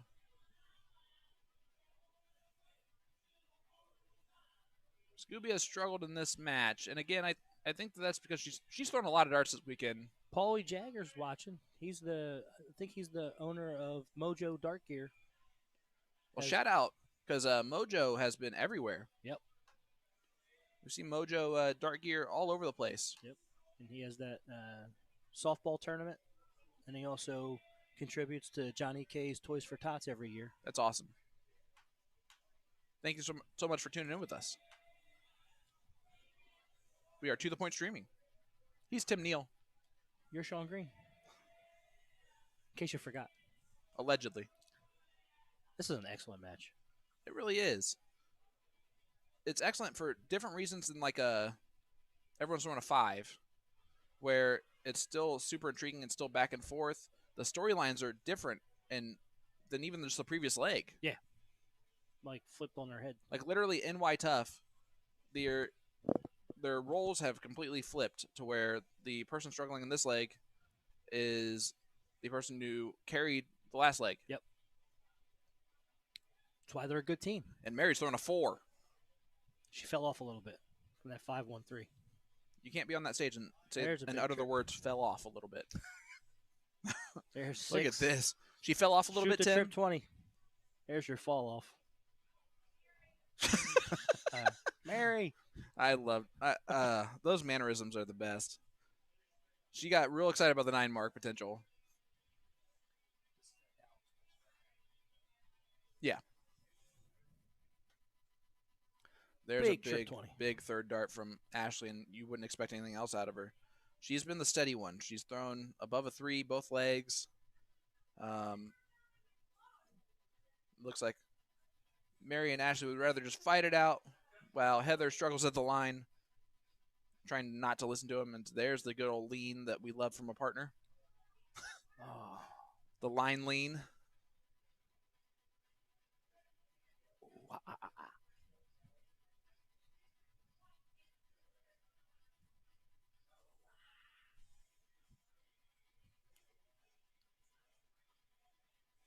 Scooby just has not been able to really get anything going in this match. A little bit of a struggle bus. Yeah, which is unfortunate because, like I said, yesterday she shot phenomenal.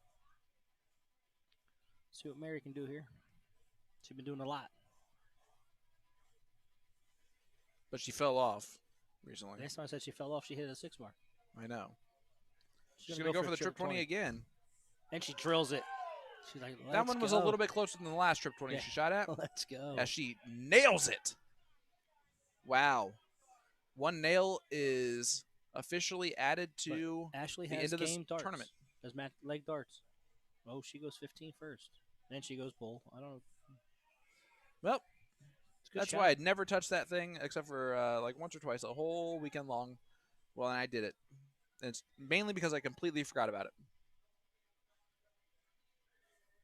All right. Heather, double bull in the second one. This is for the match. Mary is going to get to finish what she started in this leg, which are... We'll keep it on the full board. We will call them dynamite darts, to say the least. Even though Scooby had a real potential chance of winning that leg right there. Yeah. Mary just one bull away. She's been pointing first time, though. She only needs one. I think she'll go straight at it. The Whiskey Bent Bullseye cam for the win. Just a bit outside. Second dart. Third dart. She is struggling on that third dart, but that was a good dart. Yeah. A couple of those have been woo moments from Mary. But so she's also had a lot of woo If Ashley moments. on her shimmy hits a double here. Ashley is more than capable, and I wouldn't put it past her to take this out. Now definitely. Trip 15. Oh, she dropped it low. That was a good round to hit those two bowls to start off with. To give yourself match-winning dart, that's all you can ask for. Look at this. Yes.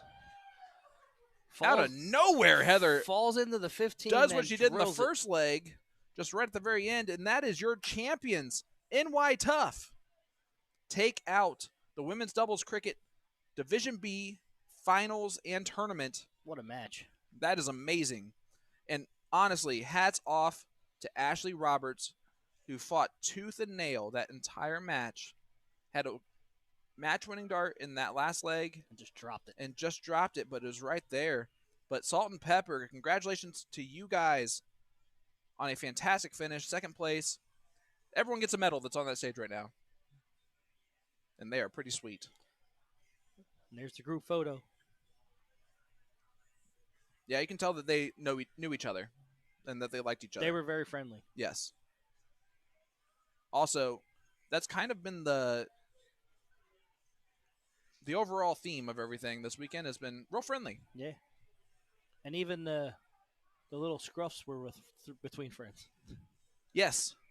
And not a single actual physical punch or anything was thrown.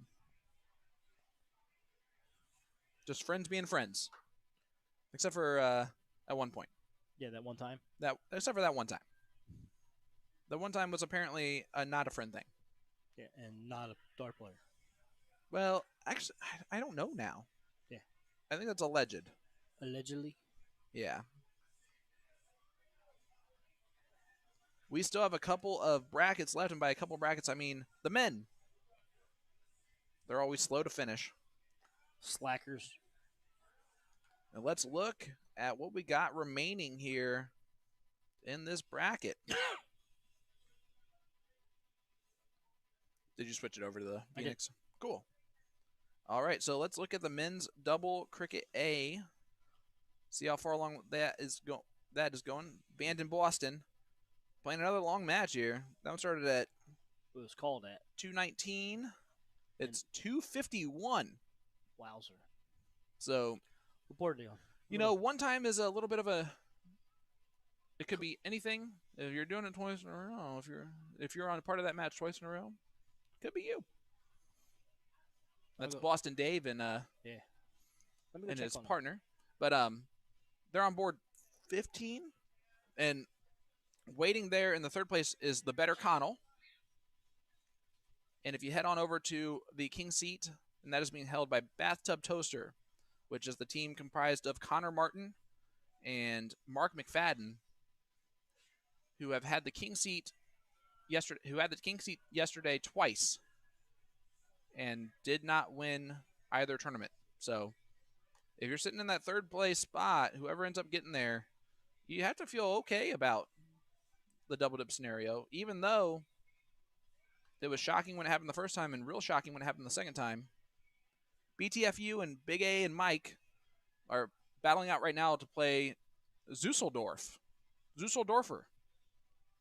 which I think they did specifically just to mess with me. So I appreciate that. And then the C level is now pretty much caught up to where the others are. So based on all this, it looks like we have roughly about 4 more matches to stream that we will have on the stream, roughly. We're hoping it's more. We're hoping it's not less. And we will see kind of how that goes. What I'm going to do is, instead of putting it on the commercial that you guys have seen a million times, I am going to switch it over to the flyer for this event and keep that up there. And I will be back momentarily when we have the next match. Stay with us. Don't go anywhere. Sean Green from To The Point Streaming. The Philly legend, Mr. Tim Neal, is wandering around doing his work. And we will bring you a match as soon as we have one. Stay with us.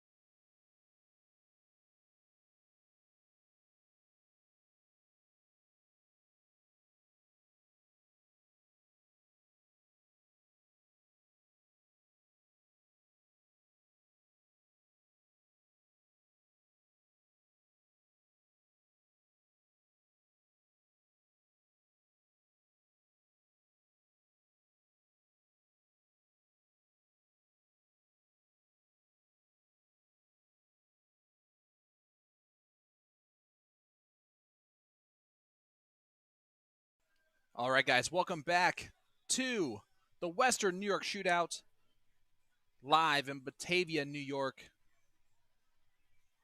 Brought to you by Knox Amusement. I am Sean Green from To The Point Streaming, typically joined by the Philly legend, Mr. Tim Neal. But that whole break, he decided, I don't have to go to the bathroom. And then as soon as I put on the headset and went to go get going on this, oh man, I got to go to the bathroom. So,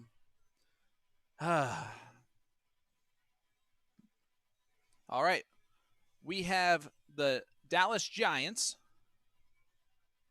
and I'll let you think about why that team name is the way that it is based on the apparel choices of the two players on that team. That is Jerry Crump and Rob Lewin. Rob is a Giants fan, Jerry a Dallas fan. On the other team, We Don't Belong is featuring the great Steve Mowry, who has thrown phenomenal on the stream, including a white horse, a 4-point-something average. He's been great. Bob has also been thrown okay. I think Bob would like to do a little bit better in this one. But when Bob and I were talking earlier, before the last match that they were on the stream, he talks a little bit like me as a partner, where he's like, I wish I wasn't, I wish he had a partner, and I wish he had a different partner, and he needs a different partner. When it looks like right there, Bob can just worry about Bob, and he'll be great.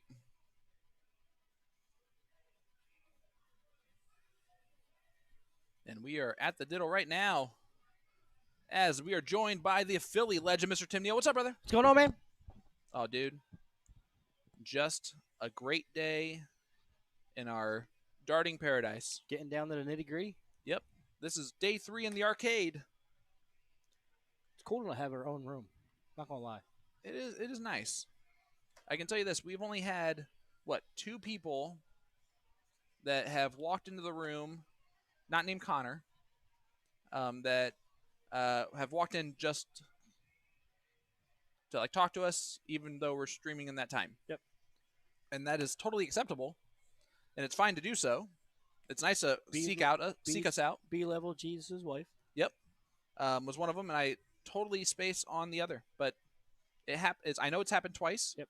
But usually at any other tournament we go to, it is about 30 or so times. The fun is the sneak up from behind and watch over our shoulders, the screens. Yeah. That's always a fun one. And what's hilarious is I remember doing that to streamers in the past, and I'm like, oh, man, I feel bad. You got to say that, on our normal streams, it's our friends that think they can just walk right in because they're our friends. And they are. And they can. But I think that the location makes that a lot more difficult for people to do. Yeah. I would say that if this was the setup at Indiana State, where we had our own separate room, we maybe would have the same amount as we have here. Maybe 5. Yeah.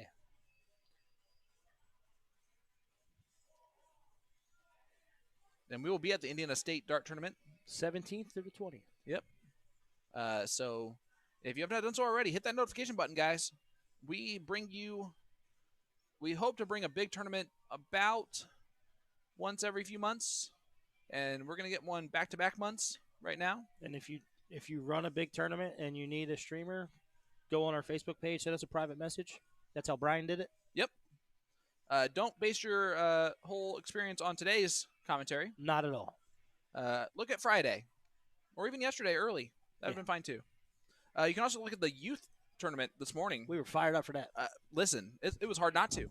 No, it was awesome. That youth tournament idea that they did this morning was, man, again, just another good move. It was another good move choice. It's really weird seeing a Dallas Cowboys fan and a New York Giants fan. And Dallas Cowboys have fans all over the country. They are America's team.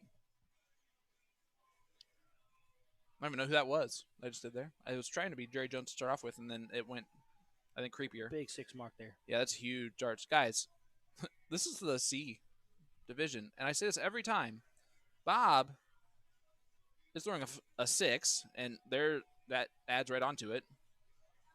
And he's going to drop down his average with a 5 mark to a 5.67. His partner, who we have seen throw above a 5 and finish above a 5, Mr. Mowry. Oh, that's an interesting throw. Well, look, watch his elbow. Yep. Yeah, he turns that hard. That kind of looks like it hurts a little bit. Well, I'm going to guess that is the move that he started with and it has stayed with him. And sometimes it becomes more pronounced over time, and I'm sure sometimes it's less.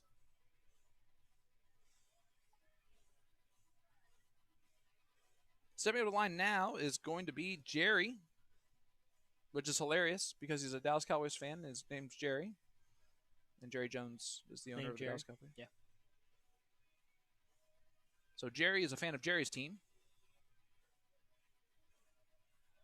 And will he look down at 19s? It looks like he is. And he gets a single line, and he's okay with that. He's had a good throw. He's throwing a 4.75. We have a 4.75 and a 5.67 in the C division. I'm telling you right now, I would love the challenge of playing in this event. Big 4 mark, yeah. You know what I'm saying? Yeah. You're going to face good competition, and you can show up and know that any level, I would know that any level that I play in, I have to throw great darts, no matter what, to roll through any match. Yep. And that is a standard of play that I'm not used to seeing all the time.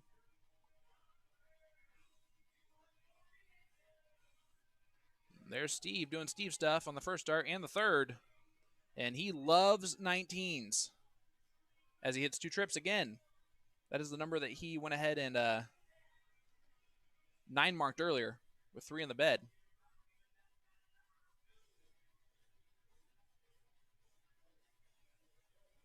Tim's doing math over there. That scares me because I doubt it has anything to do with what we're doing. Because if it was dart related, he'd have that down. Yeah.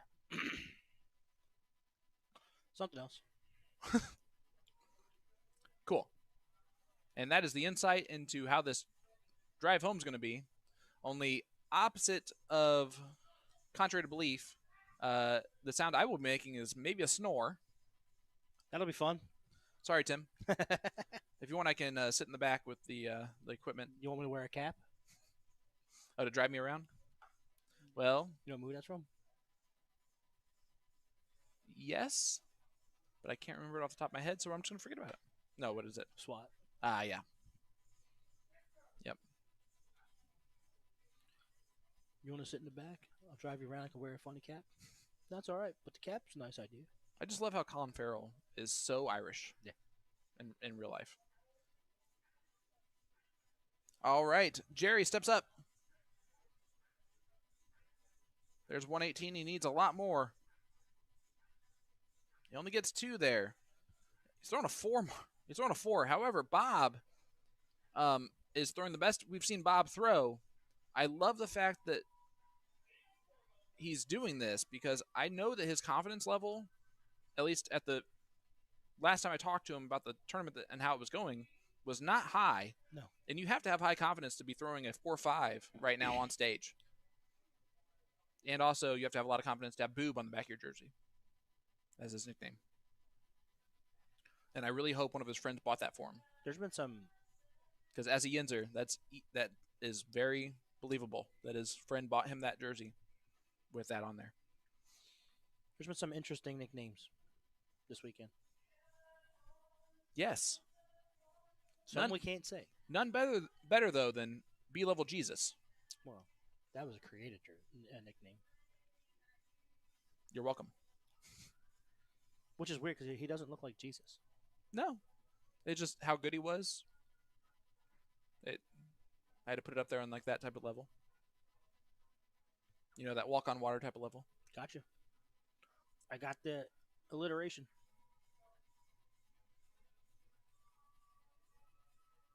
There was no alliteration in B-level Jesus. Yeah. Brain's not working no more, dude. I know.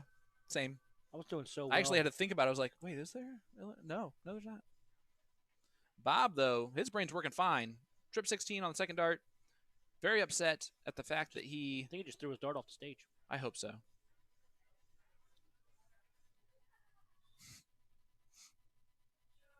Is it Boob or is it Bob? Oh, it's Boob. You can't pronounce it any other way, I don't think. He might say it might be Bob, but we all know Bob. He misspelled his name. No, that definitely didn't happen. I'm kidding. All right, here's Steve Mowry, who has the 3-3-3 is actually maybe the worst average we've seen him throw. And as I say that, he has raised it. Too good. But Bob's throwing a 4.79. Right now, listen. This is rough in any level with these averages. Like, if you just screenshotted these averages and said, what level is this? People would say maybe B. It could potentially be an A match if it was a little bit lower of an A match, which says a lot because this is C. If you, a word of advice, if you come to this tournament next year wanting to play and you've never been here before, just understand if you get put in C and you know you're a great player, you're probably in the right spot. That's why I don't take into too much consideration to people's averages and stats, what they post. Right. Because everybody has to raise their level in order to win these tournaments. Yep. There's not a single person that throws their league average and just rolls through a tournament. That was interesting.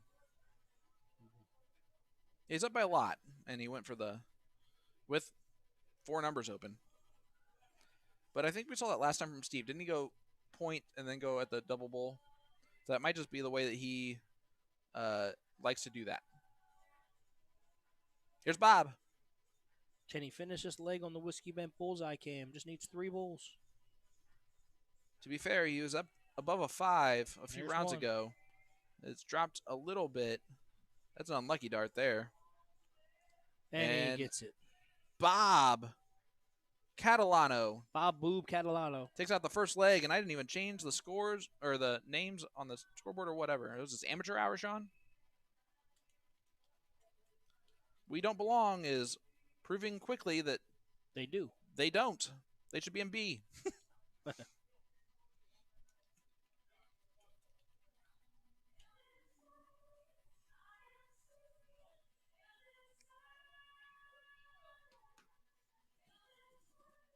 And as we are here, Jerry starts off with a 4 mark. Jerry's World. That was a dynamite drop in. That was a good connection. I had it, and then I give you props for making a connection with your brain. Stuff happened at this time of night, or this time of day. I actually had it right at the gate, but stuff happened. It happens. We're getting a look at Rob here. Rob struggled in the first leg a little bit, and I don't mean struggled like overall struggled. I just mean like compared to the 3 other players, he struggled a little bit. So when I went to get the information for them, Rob goes, "Oh, we're playing you." I was like, "You don't want to play me." Oh, Tim, stop hanging out with Connor. No, I'm kidding. I actually like that. You usually don't do that. I know. He was. He said something before that wasn't not towards me, but I heard it. Ah. He was talking about the other commentator. No, he didn't know I was a commentator. I was just standing there with who's the gentleman that's calling out the boards? My brain stopped. Your brain is gone. It's gone, dude. Johnny? Johnny, yeah. Johnny Lee. Yeah, we were talking, and he said something. You just don't want to say it, or do you not no, remember? I'm not saying it. Oh. I'm not saying it.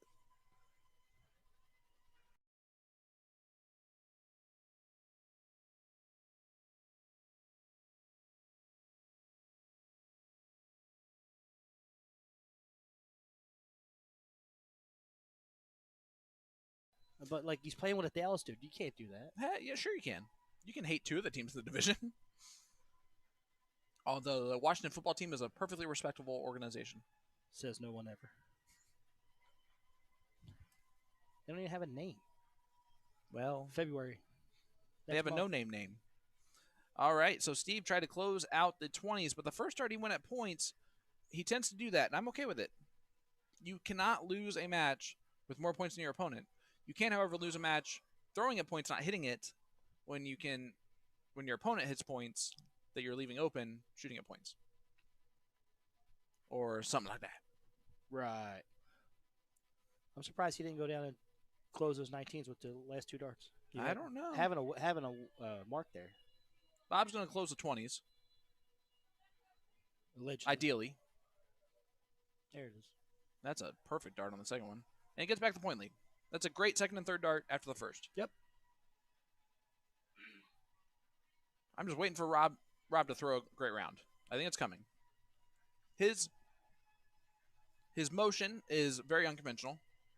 He turns I'm his really wrist impressed that he can throw it somewhat straight with that. It's almost like he gets extra spin.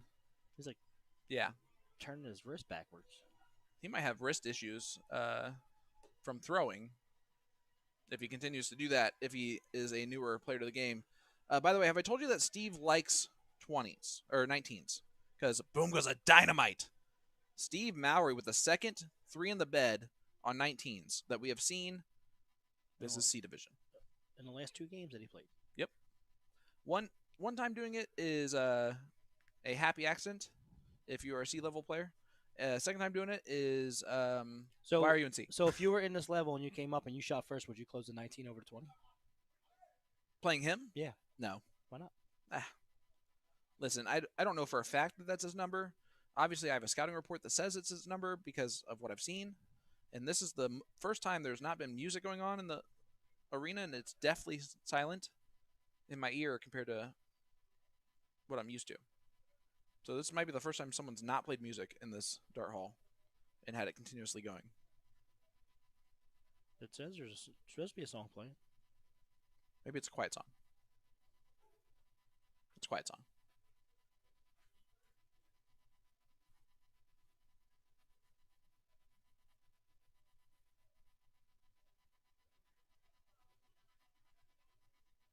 I'm just taking in all the silence, sorry. The silence is deafening. Big trip 16 there. By Jerry. And he's got a 6 mark, and they're down a chunk. Yep, but I think Jerry and Rob were talking about something, and I think that Jerry just agreed with him after that round. It might have been like what Jerry might have been doing. I don't know. Bob's been throwing phenomenal in this match. Yes, he is. Because that first match that he threw on the stream earlier, Steve dominated it. Bob has been the better player of the two. And after that first match, I did not think that that was going to happen. And I'm still impressed with the way that Rob is battling. He's fighting. I know his darts don't feel that good. They're not as there as normal. But he's hitting stuff. He's throwing a 2-6. He's going back to point. This is just a buzzsaw of a team. Nah, he's going to go bull. Nope, going back to points. I'm really curious who beat them, and I'm going to look that up right now.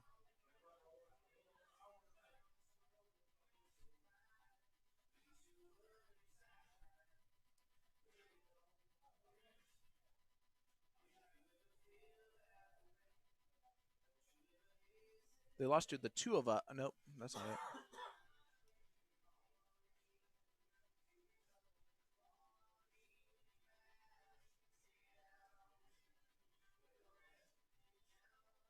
Oh, that's rude. What's rude? I think there's an actual team named Bye. No. Oh, there is. No, I don't think there is. Well, how did they get there? What do you mean? There's a bye down there, too. Oh, they lost to Ram, who is sitting in the third place match. Widow's Peak is the king seat here of this one. And Steve just in time to wins see it. Go away. So impressive. This We don't belong wins. We don't belong does not belong currently. as we head to, I believe, the third place match now in this bracket. Yep. I think they might be up again. If I'm not mistaken, it's pretty reasonable to assume that might be the case. And that being We Don't Belong. Dallas Giants, congratulations on a great tournament run. But Jerry and Rob just fell into a buzzsaw. That is We Don't Belong right now. Especially with Bob shooting the way Bob's shooting. Yep. Because that was not as expected. We are live at the Western New York Shootout in Batavia, New York, which is about 25 minutes outside Buffalo. Brought to you by Knox Amusement. Which, we've said this every time. Awesome. They have been fantastic. Phenomenal. I cannot say enough nice things about the staff that has run this tournament.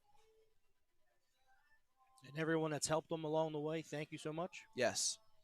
Yes, I know it's a team effort through and through for those guys, but they have a great I'm going to say this. They remind me a little bit of us as a company where we sit down and just try to make it a little bit better. Yep. What can we do to make it a little bit better? And they think about those outside thoughts, like having apparently the singles Saturday night. They switched it from typical. So they had the singles cricket last night when they typically have it a different day. And their last night is usually something else. Trips. And they move It's usually trips. They move trips to the morning. Yep, and the reason why they made those moves is strictly because it's easier to track down one person than three. Yep. Or two than six. They also picked an excellent catering company to provide the food. Yes. Chaps Catering from Elba, New York. And Alba's Diner is the name of the diner. Yes. That that wonderful lady owns. And she is a sweetheart, and that food's been phenomenal. Yes. We Don't Belong is not going to be playing on this board. So they don't belong on this board this time. Yep. Let's see if we do have a match on this board, though. Nope, that was the wrong thing. Why am I doing that? I learned a new trick. So, as I yell into your ear, off of my excitement, let's look here. That's already done. So Ram is playing against We Don't Belong on board 15. So that is what's going on in that bracket. The men's B is unfortunately already playing the final. Zusseldorfer is playing Big A and Mike on board 27. And the men's double cricket A. And that might be the last match that we have for you. Is the finals of the finals of the men's doubles cricket A. Which Bathtub Toaster is waiting on the winner of Team 2000. Team 2000 and the Better Connell. And a team with the name the Better Connell has already double dipped Connor Martin and Mark McFadden this weekend. Last night? Or yesterday evening? It was yesterday afternoonish because Jeremy Connell did that. And then had a great rest of the night, it seemed like. Yes, they enjoyed themselves. Which they should. Jeremy wasn't happy about the Bills game playing over music. He was very adamant about that. Yep. And there is music today. So that will be music to his ears, so to speak. we got a little Justin Timberlake rocking out right now. Fun fact, I would have not have had any idea that was who that was. Guys, we're going to take a short break. It'll be our last break of the entire tournament. Ideally. And especially because Tim's about to start singing. So stay with us. We are not going to go to the commercial. I'm trying to be nice. Overall, because we've done that a whole bunch. Right. I'm actually going to put it on our advertisement jersey. Our jersey advertisement. And we're just going to leave that up. We're going to mute our mics real quick. And we will be back before you know it with, I'm going to guess, the finals of the men's doubles cricket A. If by chance Team 2000 and the Better Connell finish first, which they start at 259. Go to galaxybarrels.com, buy our jersey. Do it. Just do it. Do it. Just do it. That's annoying. And the C just started at 322. So my guess is that we're going to get the finals of the A, and I think it's going to be enough time to where the C will not. Hopefully we get to both. they won't be done by the time that we are done with that match. I think they're going to hold it.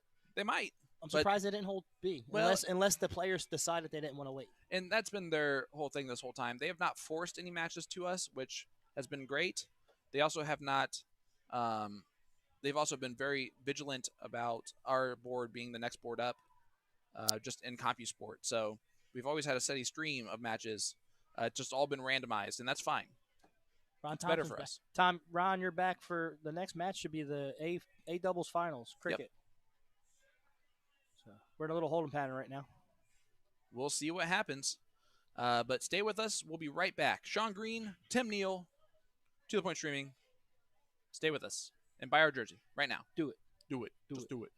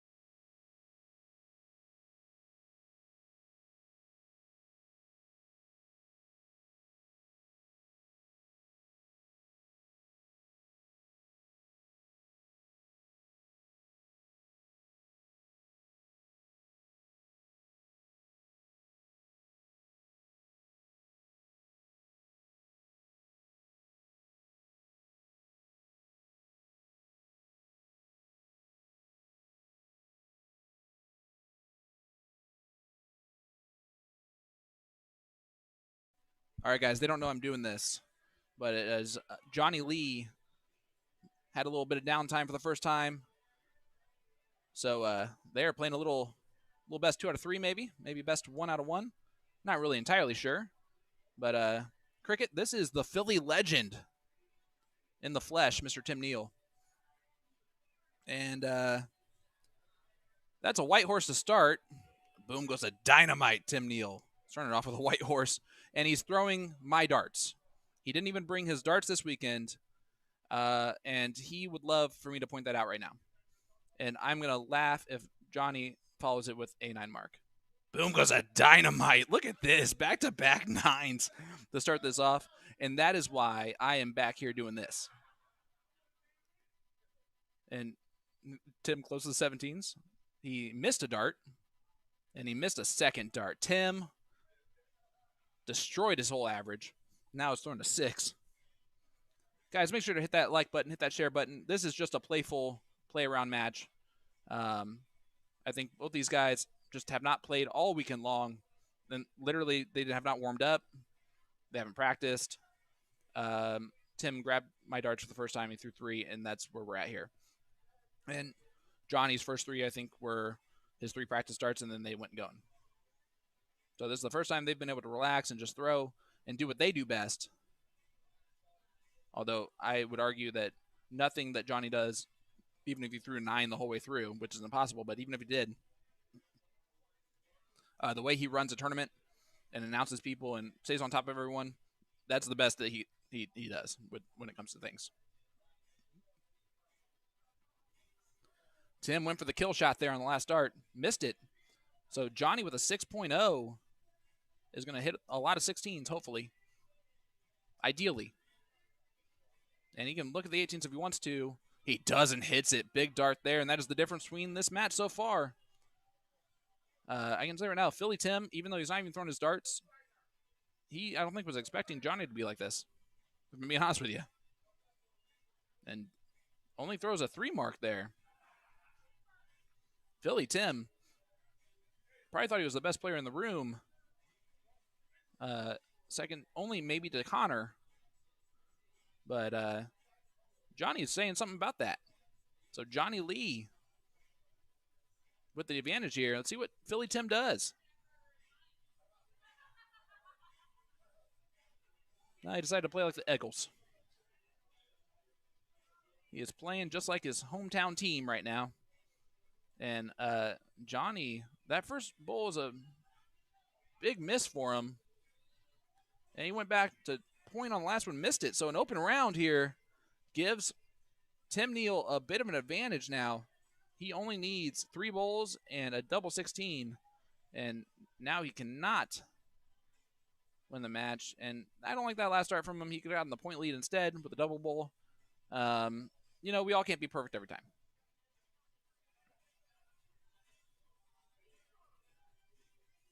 And Johnny needed the last one, or else the first one did not matter.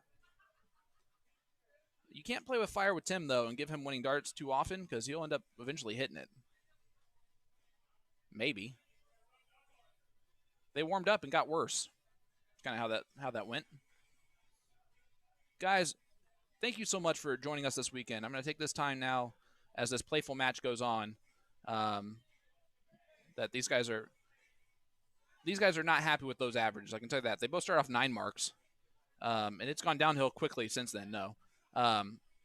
They're just having fun on stage. They're not trying to compete or anything. They're talking trash in between throws. Tim's going to be annoyed that he has not taken advantage of the fact that he could have won that a while ago. Unless he does that instead and hits the double ball in the last dart to win. So the Philly legend grows against the regulator. He takes that one out. And Johnny has his own signature darts. Everyone should know that he's fantastic at darts. Tim's top 5 in Indy. And Steel Tip, he's top 3. And I'll argue that there are a couple players that are right in that same top 3. Of course, you have Daniel Abbey Jr. And Chris Jett, I would say, have the title for top 2. But Guy Perry, Lee Jones, Mac Feely, Tim Neal, Mike Eichley are all kind of right there in that same level of top 3, depending on the day. And soft tip, there's probably about 2 or 3 guys that are the real top guys, and then there's probably 5 guys behind that any of them could beat any of those top 3, and any of them could beat each other. But more often than not, that top 3 kind of is on its own tier. So the Philly legend, Mr. Tim Neal, has a bit of a chance here to get back in this leg. I might as well do the scoreboard, too. I'm just going to talk about the match the whole time. Can you guys tell I perked up a little bit? And it's because I'm happy that both these guys are able to do this right now. They deserve it. Both these guys have worked really hard this weekend. And I truly mean that. I'm not just saying it because one of them's my partner. First of all, he had to put up with me all weekend, and then he also decided to keep pointing on a close number because his mind is gone. But he proved he can hit 3 fat 18s if he wants to. Great job, Tim. And Connor's just waiting patiently while they play around because he's going to start warming up. And they're getting kicked off halfway through this match, it looks like. And Tim knows it, so that's why he is going to end it here. That is Connor Martin. Nonchalantly just stepping up to the line there. Connor and Tim go back pretty far. Thank you, sir. And it looks like we have the better Connell, which shockingly, Ed's back in the finals of an event. I think that's 4 of 5 for Ed Levesque. And I'm excited to. I changed that scoreboard for no reason because as soon as I did that, that happened where they got kicked off like they should have. But I'm really happy they got to do that for at least a minute. Now back to the pros, which is kind of a comical statement with the fact that both Tim and Johnny are definitely pros when it comes to darts. But Ed Levesque is how you pronounce his name, now that we know that. This is getting to be very familiar. Is in the finals again with Jeremy Connell, a.k.a. the better Connell. And they're taking on Bathtub Toaster, which I'm going to give them credit. They've had 3 different team names, and each one of them has been pretty good. But this is the first one that we can actually type Fully into the names. Yep, you're right. Race to 2, all cricket. That is Mark McFadden. See my white horse? No, you had a white horse? Yeah, right at the gate. Oh, I missed it. Johnny was looking like, are you kidding me? What Johnny do after that? He 9-marked the 17s. So you guys went 9-mark to start. Yeah. And then how the heck did you get those ending averages? It was all downhill after that. I'm just kidding. I did commentary the entire time that match went on. So yes, I saw the stupid 9 marks. It got me excited for a second, and then I saw you guys decide to not do that anymore. Guys, this is going to be our final match of the entire stream, I believe. Well, John said if I beat him too bad, we were going to start fighting. So. And you know what? I believe it. I'm just kidding. Johnny seems super nice. Yeah, John's awesome. Do you know him? No. Of him? I've heard of his name and his nickname. I was wondering if you were a little bit surprised that he fired back with a 9 mark right after yours. Is that an expected result? As far as like the match being like that? He is a sponsored player. He has his own set of darts. Yeah, I wasn't expecting anything. I was just throwing darts. Whatever, Tim. But after he threw the 9, I was like, oh, I guess I got to pay attention now. And then you decided to, at one point, throw a lot of 18s that were already closed. That was impressive. That was the second game. Yeah, I wasn't paying attention. Those guys were like, get off the stage. We want to play. Yeah. Is that exactly what Connor said to you?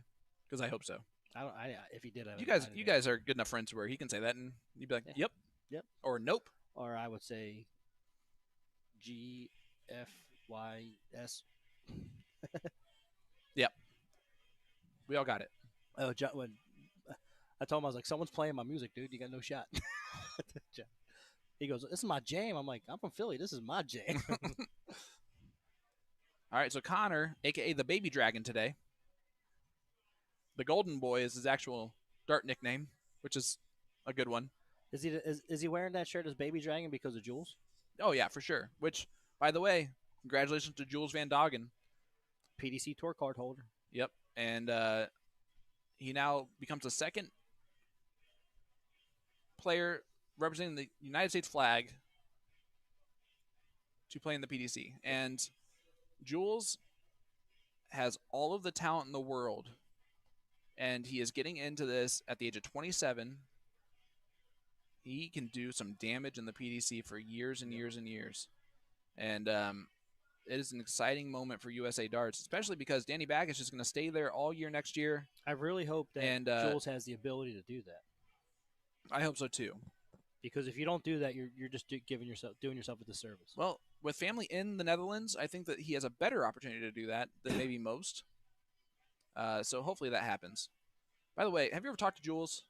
Never. He is the nicest person. He is so just humble, laid back, nice. And I'm sure as soon as he gets on a dartboard, he is the opposite of that, and I hope so. I- Because he has to be. He has to have some sort of like assassin-like I've never seen him in person. personality So I to don't do know. that. I haven't either, but he has an open invite to the castle. I was He's going to be busy for a couple years. I was but actually introduced to him by Bearded Dark Guy's stream because Yep. I didn't never And- no clue who he was. I want to give a shout out to Jason Watt, who is a, well, we're brother sister streams. It seems Yeah. like We're good friends. we are good friends. Our But streams are different. our and streams, that- yeah, we have and different that's stuff. why we But- work well together. The Bearded Dark Guy actually really introduced us to a lot of players, like Jake Taylor, Jake Taylor. and that gave him the confidence, Jake Taylor, the confidence to come out and do all the things that Yeah. he's doing now. Other than local people, when like, if you're only known by local people, Bearded Dark Guy has given you an avenue to be introduced to a multitude of He has, talents. I mean, on any given time, he has 150, 170 people watching on his weekly matches, whatever he does. Yep. But that's because a lot of those matches are Excellent. he's good Yeah. at what he does at hosting the entire show, but the players are fantastic. Yeah, and that for him to control that remote streaming, get two different remote streams in, two That is different a sounds. that is a whole different animal. animal than we do with ours, We could do it, but we think it's a headache for us. and I'm sure it's probably the same for him on the reverse side And with what we do with the Siege. and he has an excellent thing going there. We wouldn't want to step on anyone's toes to try to attempt to do the same thing. No, that's his. That's his niche. He's got it. And obviously we have the Siege is what we would call ours. What we do, all of us going to these tournaments, we all want to see those. Yeah. We wish that there were more streamers to do to make sure every single event It's streamed. is streamed and has eyes on players that might be unknown before today or yesterday or the day before. I am so happy that this weekend I have been introduced to Ed Levesque, who, by the way, absolutely fantastic interview last night. An awesome guy. Yep. All 6'7", 6'8" of them. He gives Todd a run for his money. Tall Ed. Yep. Mark McFadden, who Is from Rochester, from Rochester, and he has probably more sponsors. on his shirt than Ben Fairs. And unfortunately, Ben probably saw that, and now he knows he has to up his game. So I think Ben's already developed at least 4 more sponsors in the last 24 hours just to make sure he is still winning that sponsorship award on the jersey. Or he does the sneaky way and puts sidelines, Mad Hatter, Carpenter Reel. That's smart. wicked smart. Wicked smart. I still never got to talk to Dave this entire weekend, and that is my one regret. Walsh. He's Yeah. out there. Boston Dave, is he still out there? Yeah, he's still out there. He was in the third place game, right? Well, I know, but I don't know if he's still out there now. Oh, they're playing now.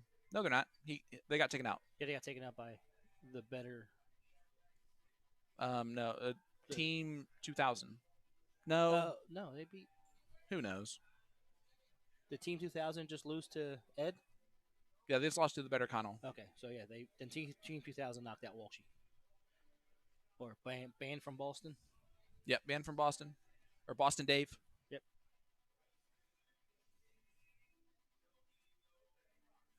And, of course, his partners from Boston, too. But Boston, was it DeBauer or I was reading the back of his shirt back here when I went to see what was going on in Lake 3. here is Jeremy Connell, The better Connell. the better Connell.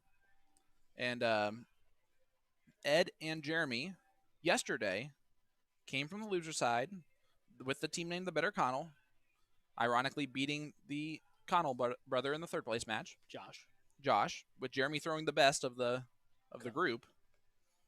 And in the finals, they met Connor Martin and Mark McFadden and double dipped them. Absolutely. And And looks here like comes the chance again for them to do it twice. we got a piddle going. They are piddling it up. I like Connor.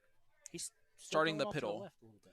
Yeah, I think that's just his miss. And what's hilarious is that his miss, what we mean by that is just, I don't know, 3 millimeters. I think they're in the same hole. Well, not the exact same hole. same ring of holes. Right?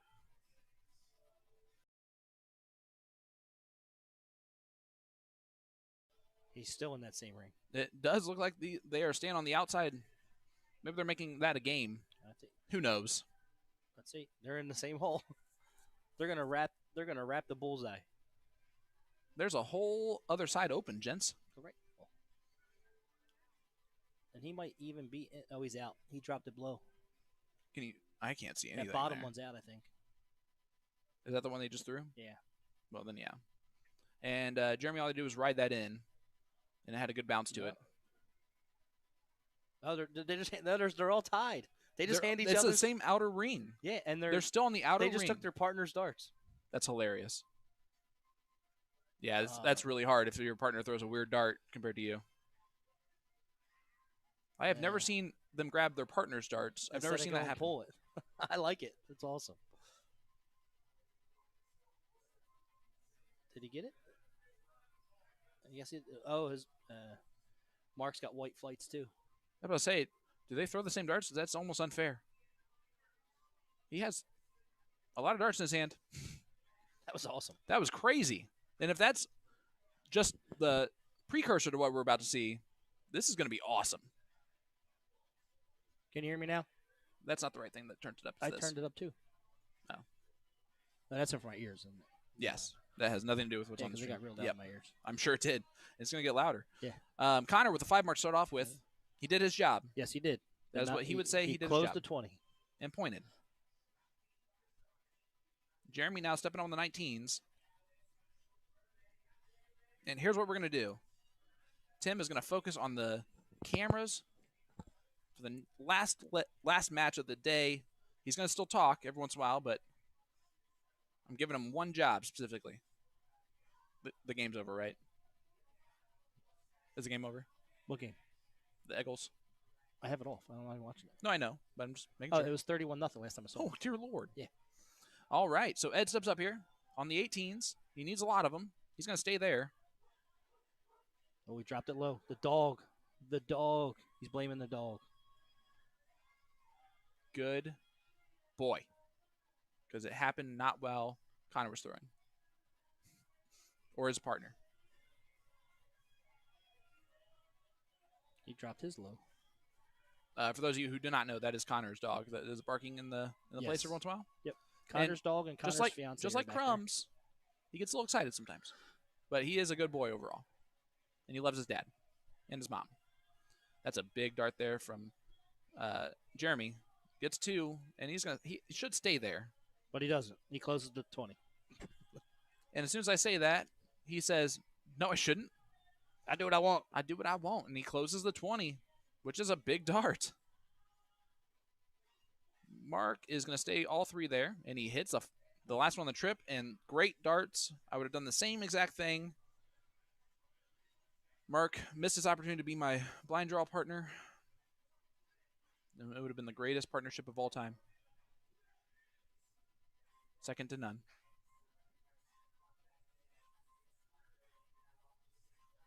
All right, Connor. He is trying to close the 18s. And he will, yeah. As long as he throws a decent dart on dart 3, and he does. They're a little low, too. Yeah, but that's all right. All right, Jeremy's going to move down to the 17s. And he is going to hit a lot of them if we have seen him do what he does. What? He gets 4 of them. Do you like how I just said something to myself? What? Because that was silly. All right, here comes Mark. What's he going to do here? He's going to go 19s on the first start. He likes points, and he's going to go back to points on the third. Sometimes I don't know. I'm just not sure if they're going to do what typical. If Ed hits 6 here, he's going to try to close the 19. Oh, for sure. Oh. Now he's going to stay on the 17s. As he should. And he only gets 4 of them, but let's shout out Ed Levesque has had the only same partner that I know is Jeremy. But he's been partnered with Gino a couple times and a female player.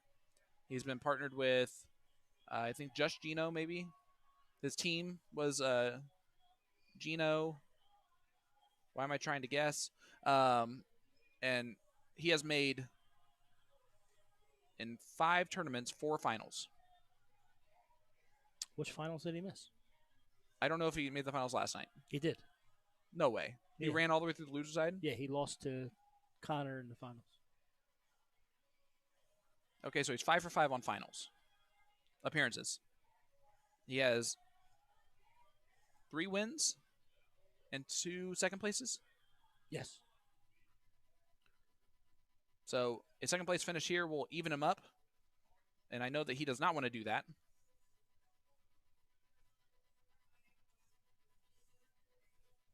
And as I'm talking him up, he's missing a little bit compared to normal for him. Connor, the good old 16-15 transfer that is my favorite. And double bowl. Double bowl is always fun too. Just a single. Just a single though, but Mark in a good spot here to take this out. And Whiskey Bent Bullseye Cam. the Whiskey Bent Bar and Grill Bullseye Cam is not helping right now. Now it is. He went to close. Yep. They do a little bit unconventional stuff sometimes, Yeah. and I'm okay with that. He's down a lot. Mark can usually typically hit 2 bullseyes in his sleep. There's one. Also, shout out to Mark. There's 2, and that's the first leg. And that's what happened the last time these played against each other. Yep. Mark's daughter played in the youth tournament, and she was so impressive on the fact that there were 2 different times where she paused and made sure that she threw the right shot on the out and threw the right shot. And she didn't let, there was no nerves up there. There were no anything. She knew what she had to shoot at. I think she had 157 left, and she shot at the trip 19 to even it up for her partner. I mean, that's just great job. Big 6 there. And really great job from all the kids in the youth tournament Absolutely. this morning. There wasn't a single one that didn't impress us. Not a single one. Yeah, she stopped and figured out what she needed to shoot at next faster than most adults to do it. Yep. And when they played cricket, they played cricket quickie or quickie cricket, but their strategy on it was perfect. Yep. Just point. You can definitely tell it's a testament to their parents. I know the community that's around them has to play a part in that as well. Absolutely. But I don't know too many 6-year-olds that can show up and just throw like that. Yeah.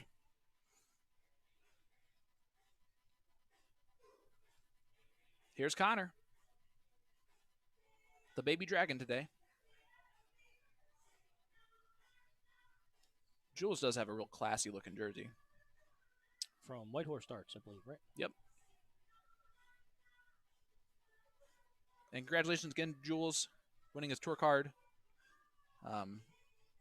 He just adds to the 3 other North Americans that have their tour card right now.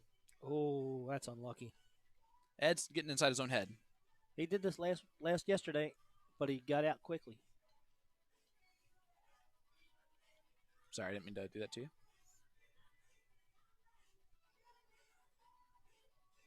It is 1-0 Bathtub Toaster. And they were in this exact same predicament yesterday and then lost 4 in a row. Who's picking the names of that team? I don't know. I really need to think about that.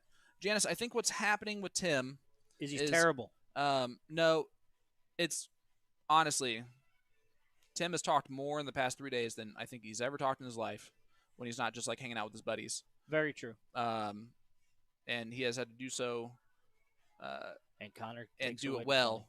And I think that his voice is just finally gone. Getting to a point where it's getting out of there. And he's also rolling candy in his mouth, which he does so he doesn't cough. I guess not right now. But he usually does, and so I think he pulls the mic away a little bit for that. Yeah, unfortunately for Ed, it's not there. Yeah, it's not there. And unfortunately for Ed, he's letting it affect mentally his confidence. Even though he is 5 for 5 on making finals in the A division. Yeah. And you almost have to have some luck in order to do that 5 times. Yeah. It doesn't matter how good you are. That being said, at the same time, Connor is 4 for 4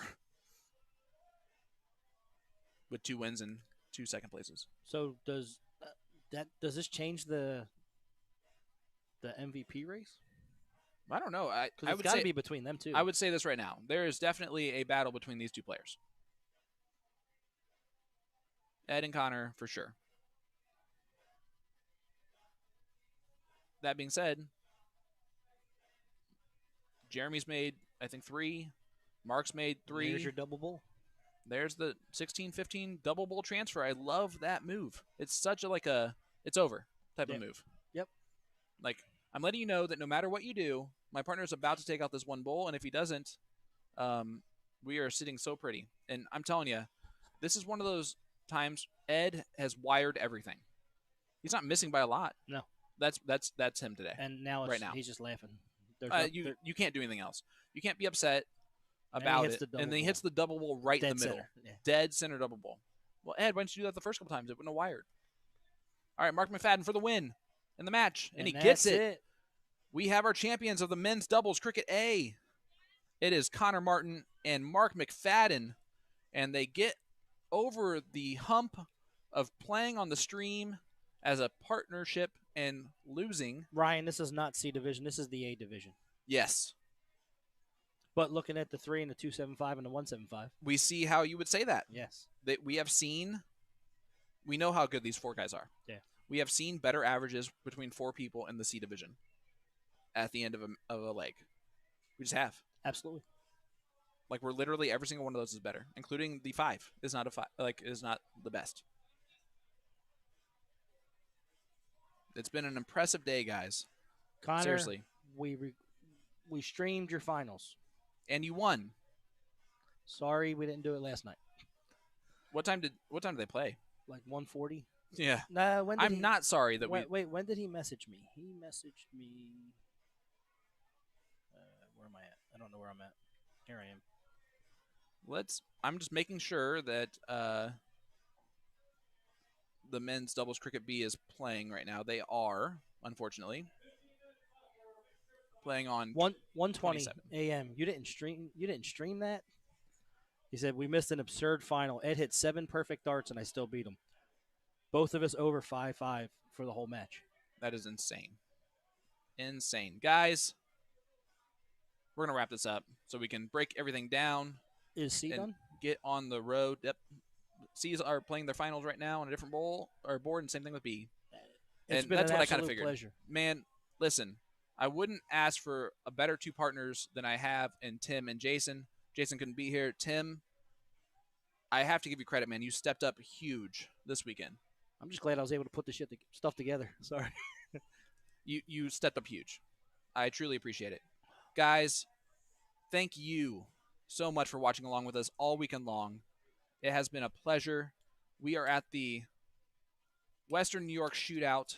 If you get a chance next year, look at when MLK weekend is. It's that weekend. It's the weekend before Martin Luther King Day. Yep. It typically stays the exact same. If it changes, I'm sure Knox Amusement would let you know. But you have to go over to their Facebook page and like that. And they deserve it. I'm sure they're going to be locking it into the same event this year. Yeah, or early this upcoming week. They were impressive.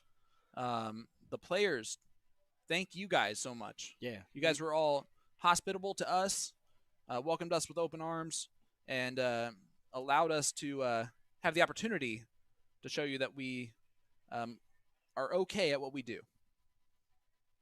And I'm just gonna say okay. We try our best. We do try our best. We do work hard to do it. We are the okayest. But guys, thank you so much for tuning in. If you have not done so already, please head on over to our Facebook page, hit that like button, hit that share button.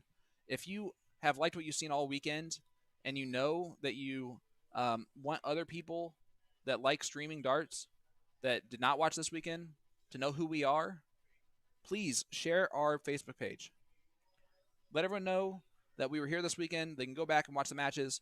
I implore you to look at the youth tournament this morning. Live feed from this morning, because it's something that I will watch to make myself happier. Honestly, you're it was so show cool. It to the kids in your school. I mean, I have to. I'd be like, look, you better raise it. Step your game up, what's going boys on right now. And girls. Guys, thank you so much again. I am Sean Green. I You am can- Tim Neal. You can head on over and support us in a couple different ways. GalaxyBarrels.com. Buy us a jersey. Buy our jersey. Put your name on it. Thank you guys again. We will see you next Tuesday because we know that you guys are going to join us on the Siege now that you're. And we greatly appreciate it. Yes, please join us at the Siege. It is next Tuesday live at the Castle in Indianapolis, Indiana. We will be on Facebook and YouTube as always. We're bringing you Divided Cities. I'm Sean Green again. Tim Neal, To The Point Streaming. Have an absolutely wonderful rest of your week. And until we see you again, take care. Have a wonderful night. Have a good one.